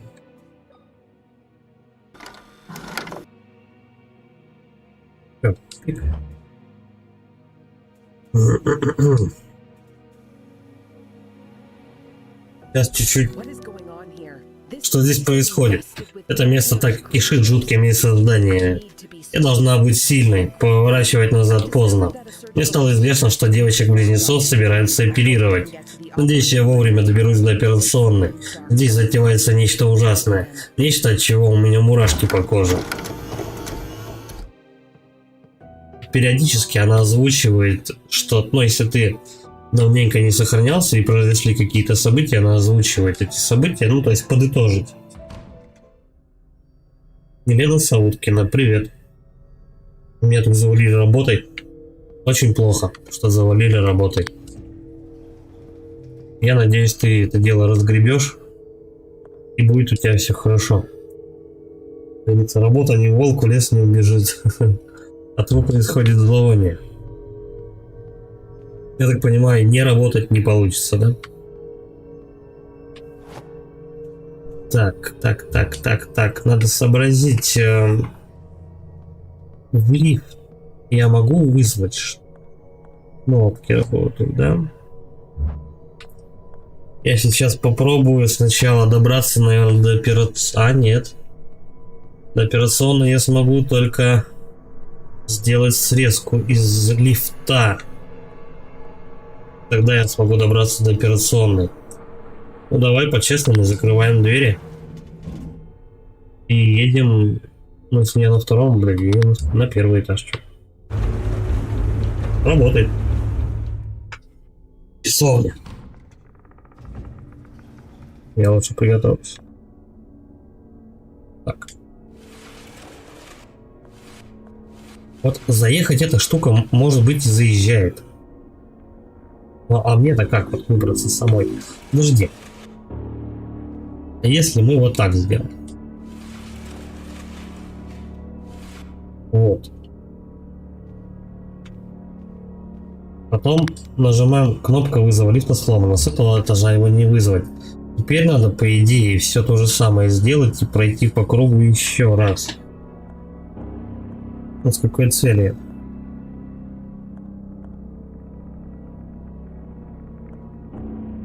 Чисто болт вытащить? Да. Получается, надо вытащить болт, не заходя в то помещение. И потом вытолкать эту штуку, ну, короче, каталку. И на лифте доехать, вставить болт тут. Вот, все. Ох, надо вспомнить, как сюда добраться. Вот так. Главное музыку слушать. Отличные звуки. Отсюда мы топаем вот сюда. А, стой, там уже срезка была. Все. Тут каждая дверь, которая закрытая, они не случайны. Срезки прям важны, чтобы экономить хорошенько тебе время.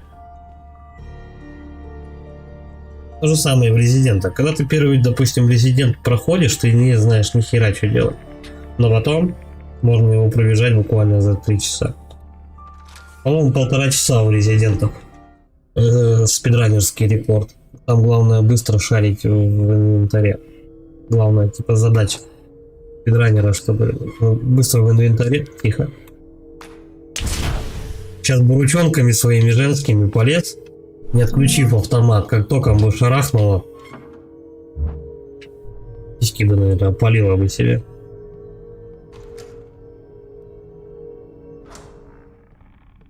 Техника безопасности превыше всего.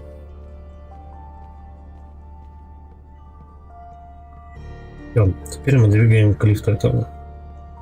Только зачем именно эту механику они сделали с закатыванием каталки туда? Я не знаю. Непонятно. А можно как бы и без нее было обойтись. Разумно. Не то. Помещение не то. Нет, другая. Тут даже можно звери между собой спутать, просто потому что они одинаковые. Можно ходить просто кругами. Ну, это survival horror. Тут это классика жанра прям. Все, болт у меня. Лифт вот тут. Наверное, каталку эту все-таки нужно закатывать, чтобы у тебя двери просто не закрылись автоматически. Может быть. Может быть. Все, отцепись от него. Женщина. Пусти каталку. А если вот попробовать закатить ее прям? Я думаю, что двери не закроются. Но вдруг это вызовет какую-нибудь поломку. Ну, типа, двери лифта не закрываются. Ну, спасибо, как. Я хотел саботаж просто вызвать небольшой. Так, закрываем дверь. Топим на второй этаж.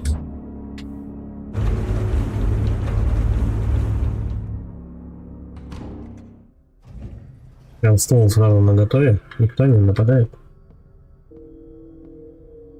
Так, тут у нас офис. Это комната, по-моему, тупиковая, да? И тут сохранение. Выходов она не имеет. Ок. Главное тоже экономные ресурсы с пленками. Да совсем. Тут все экономить надо ресурсы. То, что тебе дают, надо просто так не транжирить. Включаем автомат. Даже две. А почему две открылись? Ну, конечно, я не против, что у меня две комнаты открылась. Я что-то и не замечал ее. А какая она? Где-то тут? Открывается комната, с которой ты приходишь. И она открывается на постоянку.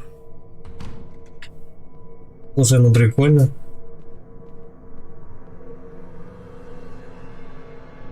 Головоломка, ну, мини-головоломка решена. У тебя и лифт, короче, есть, если что, на первый этаж слинять. И здесь комната открыта. Все, понял, привет. Вот отсюда ползет. Бля, нет. Валим. Сука, он харкает. Бля, может его в ловушку забацать? Я его не буду рисковать. Баба только не дохнет.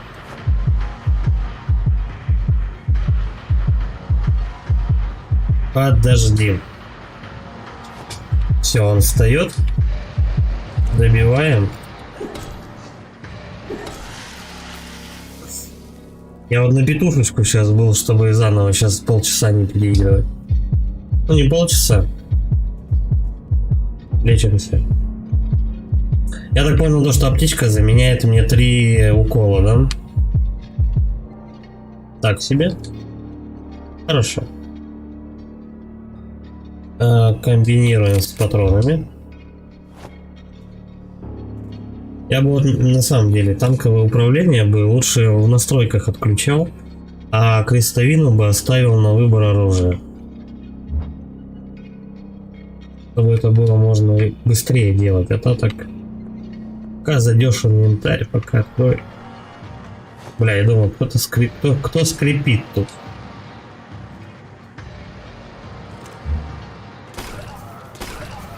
Три, 4. О.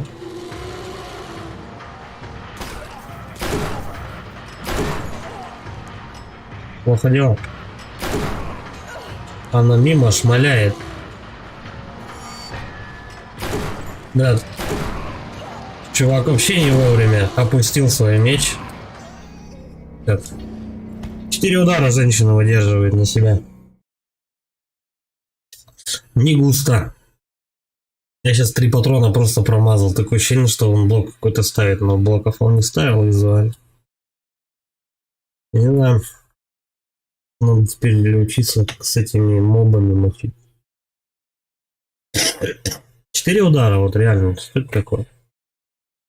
Ну, погибли, да.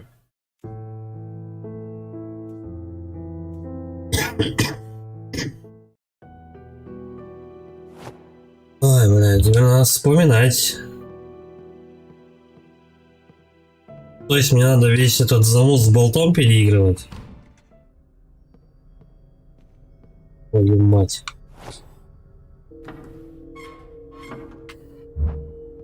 Вот поэтому это survival horror. Не потому, что у тебя много патронов. Ну, точнее, у тебя ограниченный лимит, а потому что ты, блядь, очкуешь просрать, потому что тебе в ближайшие 1,5 часа придется что-то переигрывать. Суки рваные. Поехали за ночь.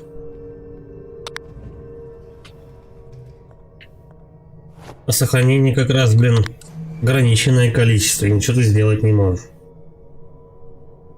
Всё, первый этаж.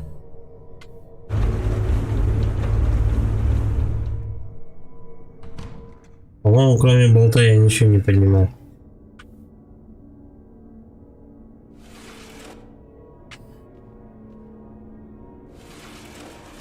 Лучше ставить, конечно, эту каталку. Лифт может уехать и побежишь заново.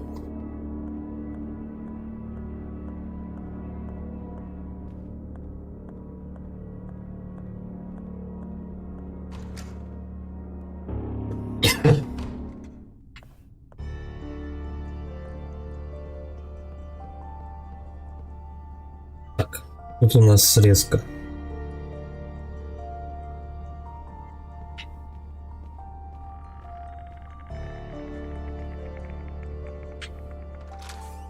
Как только начинаешь переигрывать, ты можешь забыть некоторые моменты, потому что там кто-то не собрал, это не собрал. И в некоторых комнатах можно не побывать и опустить очень важный ценный ресурс.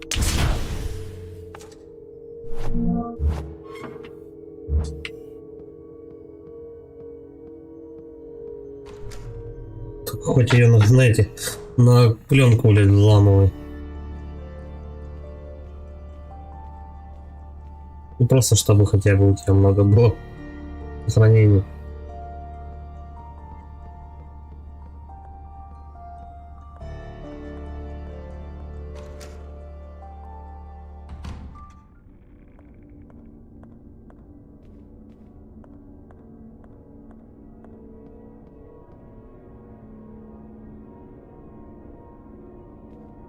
Так, через 10 минут, кстати, ну, через 15 надо будет заканчивать и собираться на работу.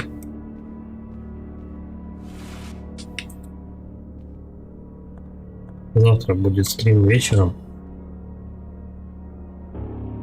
Так. Гоняем. А точнее, едем.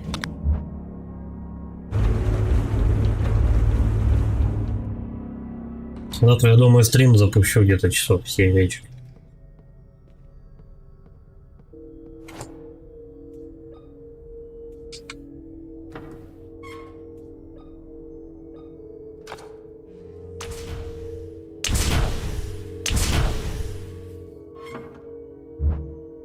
Вопрос на 300 баксов. Стоит ли мне сейчас идти сохраняться, чтобы заново не бежать? Блин, давай попробуем.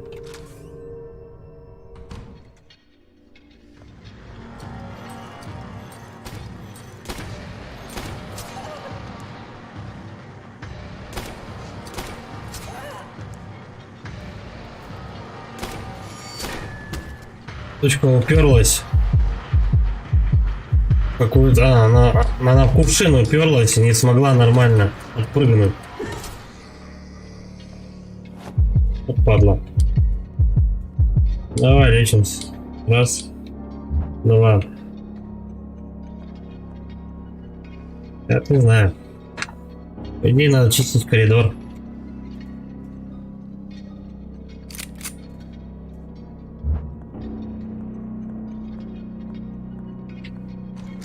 Вообще классно на этого челика бы, конечно, с дробашом налететь. Там что-то вот... Сейчас же кто-нибудь налетит и все. Кстати, там еще одна часть дробовика. Ладно, давай пробуем. Тренируемся. О, хрена заваливается.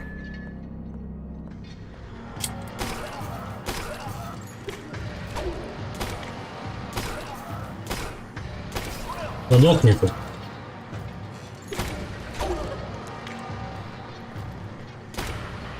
Наконец-то. Быстро. Мне, кстати, не засчитали урон. Погоди. Комбинируем. Друг. Чего? Добиваем этого урода. Засчитали урон мне сейчас? Он мне еще раз тронул. Нет. Охрененно повезло, я скажу. Так, ну все. По идее, я зачистил коридоры. Два варианта. Либо идти собирать дробовик, либо вот в этот коридор. Раздевалка. Скорее всего, тупиковая комната.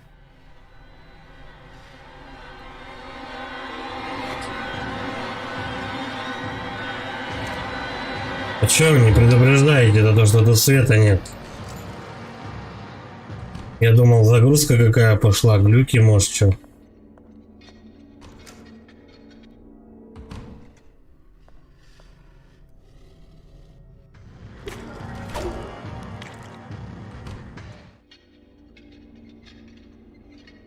Я его не могу убить, пока там не горит свет.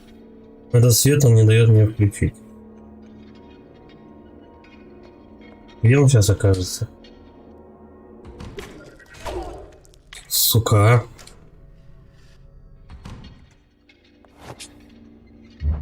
Он меня раздернул, сейчас задамажил меня, урод.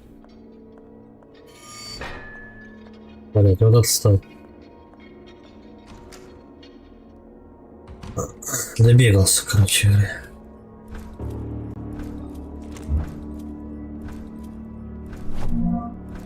По-моему, их проще с дробашей валить.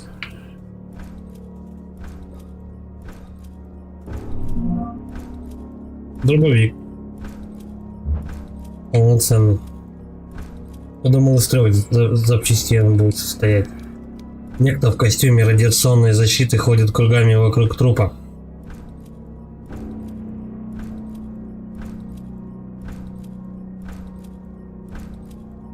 Прикольный чувак. И священник.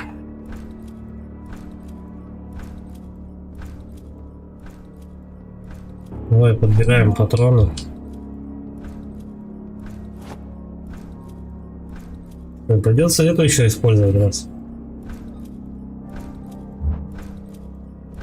Давай потрещим священником, что он скажет. Отче, что здесь происходит? Кто этот странный человек, который бродит между операционными столами и подсвечником в руках? О чем это ты, дитя? Я никого не вижу. Вы не видите за стеклом человека? Дитя мое, похоже, это место вызывает у тебя галлюцинации. Тебе нужно отдохнуть.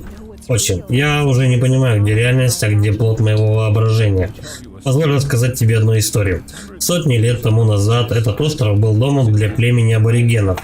Это случилось в одну из ночей, когда из-за туч на ночном небе не было видно луны, и весь мир погрузился во тьму. Шаманы того племени были носителями особой крови. В ту ночь они танцевали над мертвыми, призывая их тела восстать и снова ходить по земле. Жуть какая. Ну, он то же самое повторяет. Все, диалог исчерпан. Окей.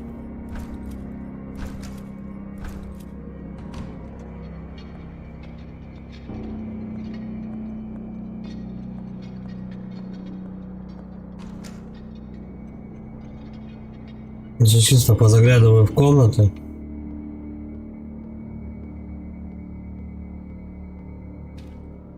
В остальное времени не особо. Дробаша патрона, окей. Это кровь избранных близнецов. Снова про избранных, снова про близнецов.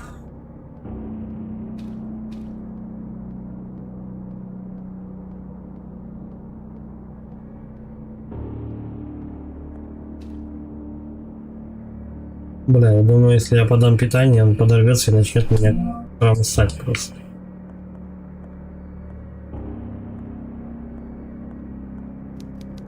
Тело выглядит так, будто перенесло сразу несколько операций. Она уже даже не похожа на человеческое. Кто мог такое сотворить? Священник.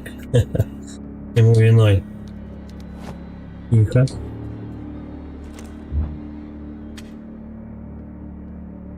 Это был свет. Но не зря тут целую комнату прорисовали, я думаю, кто-то будет нападать меня. Ну вот этот мужик. Скорее всего.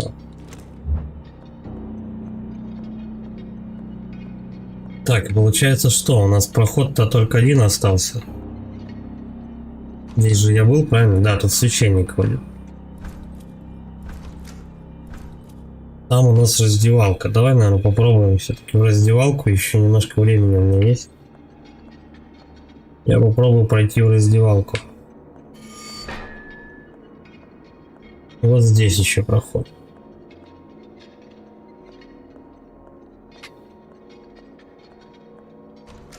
Анестезия. Кабинет анестезии. Без света.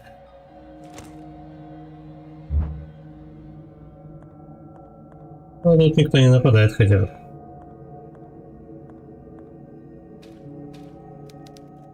Этот труп сильно обгорел. Легенды тесмуитов гласят, что в венах близнецов течет особая кровь, позволяющая им общаться друг с другом силой мысли. В некоторых легендах даже упоминается способность братьев и сестер мгновенно переноситься друг к другу через огромное расстояние. Видимо, именно поэтому первые исследователи, прибывшие на остров, называли такие одаренные пары детьми ведьм. К сожалению, будучи избранными для жертвоприношения, пары эти редко жили дольше 10-11 лет. Однако больше всего поражают рассказы о безлунных ночах, когда юных близнецов приносили в жертву. Взяв в руки факелы, дети танцевали вокруг покойных членов племени, а остальные аборигены должны были погасить свои факелы. Благодаря этому ритуалу умершие должны были вновь обрести способность ходить по земле, пускай лишь всего одну ночь. А света тут не дадут? Тут есть патроны.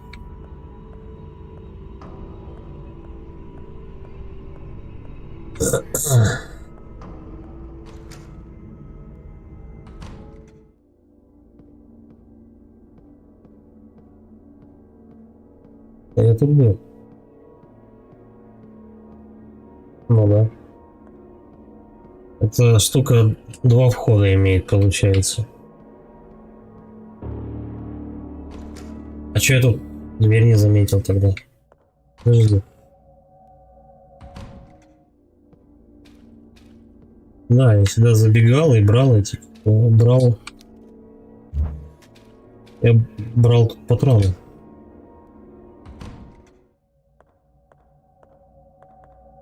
С мужиком сделать ничего нельзя, да?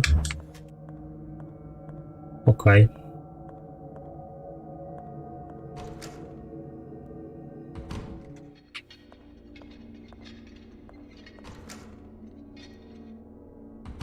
Кабинет дезинфекции.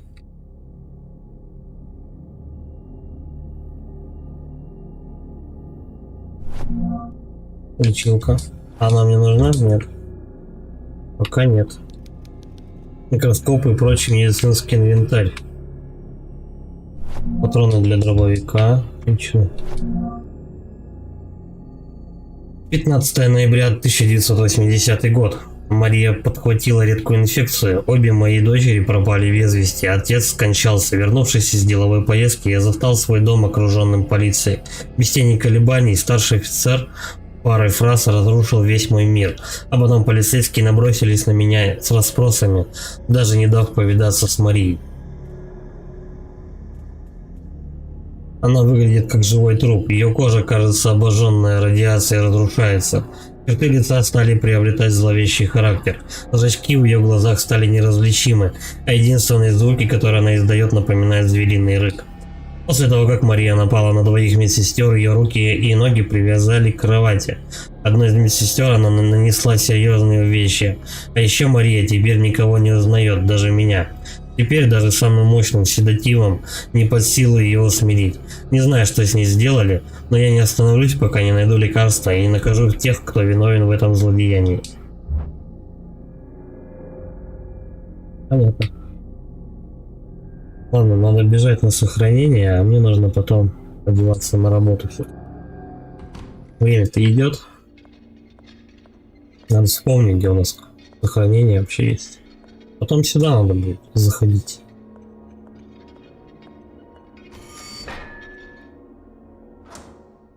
Коридор. С этого коридора вот здесь у нас комната сохранения.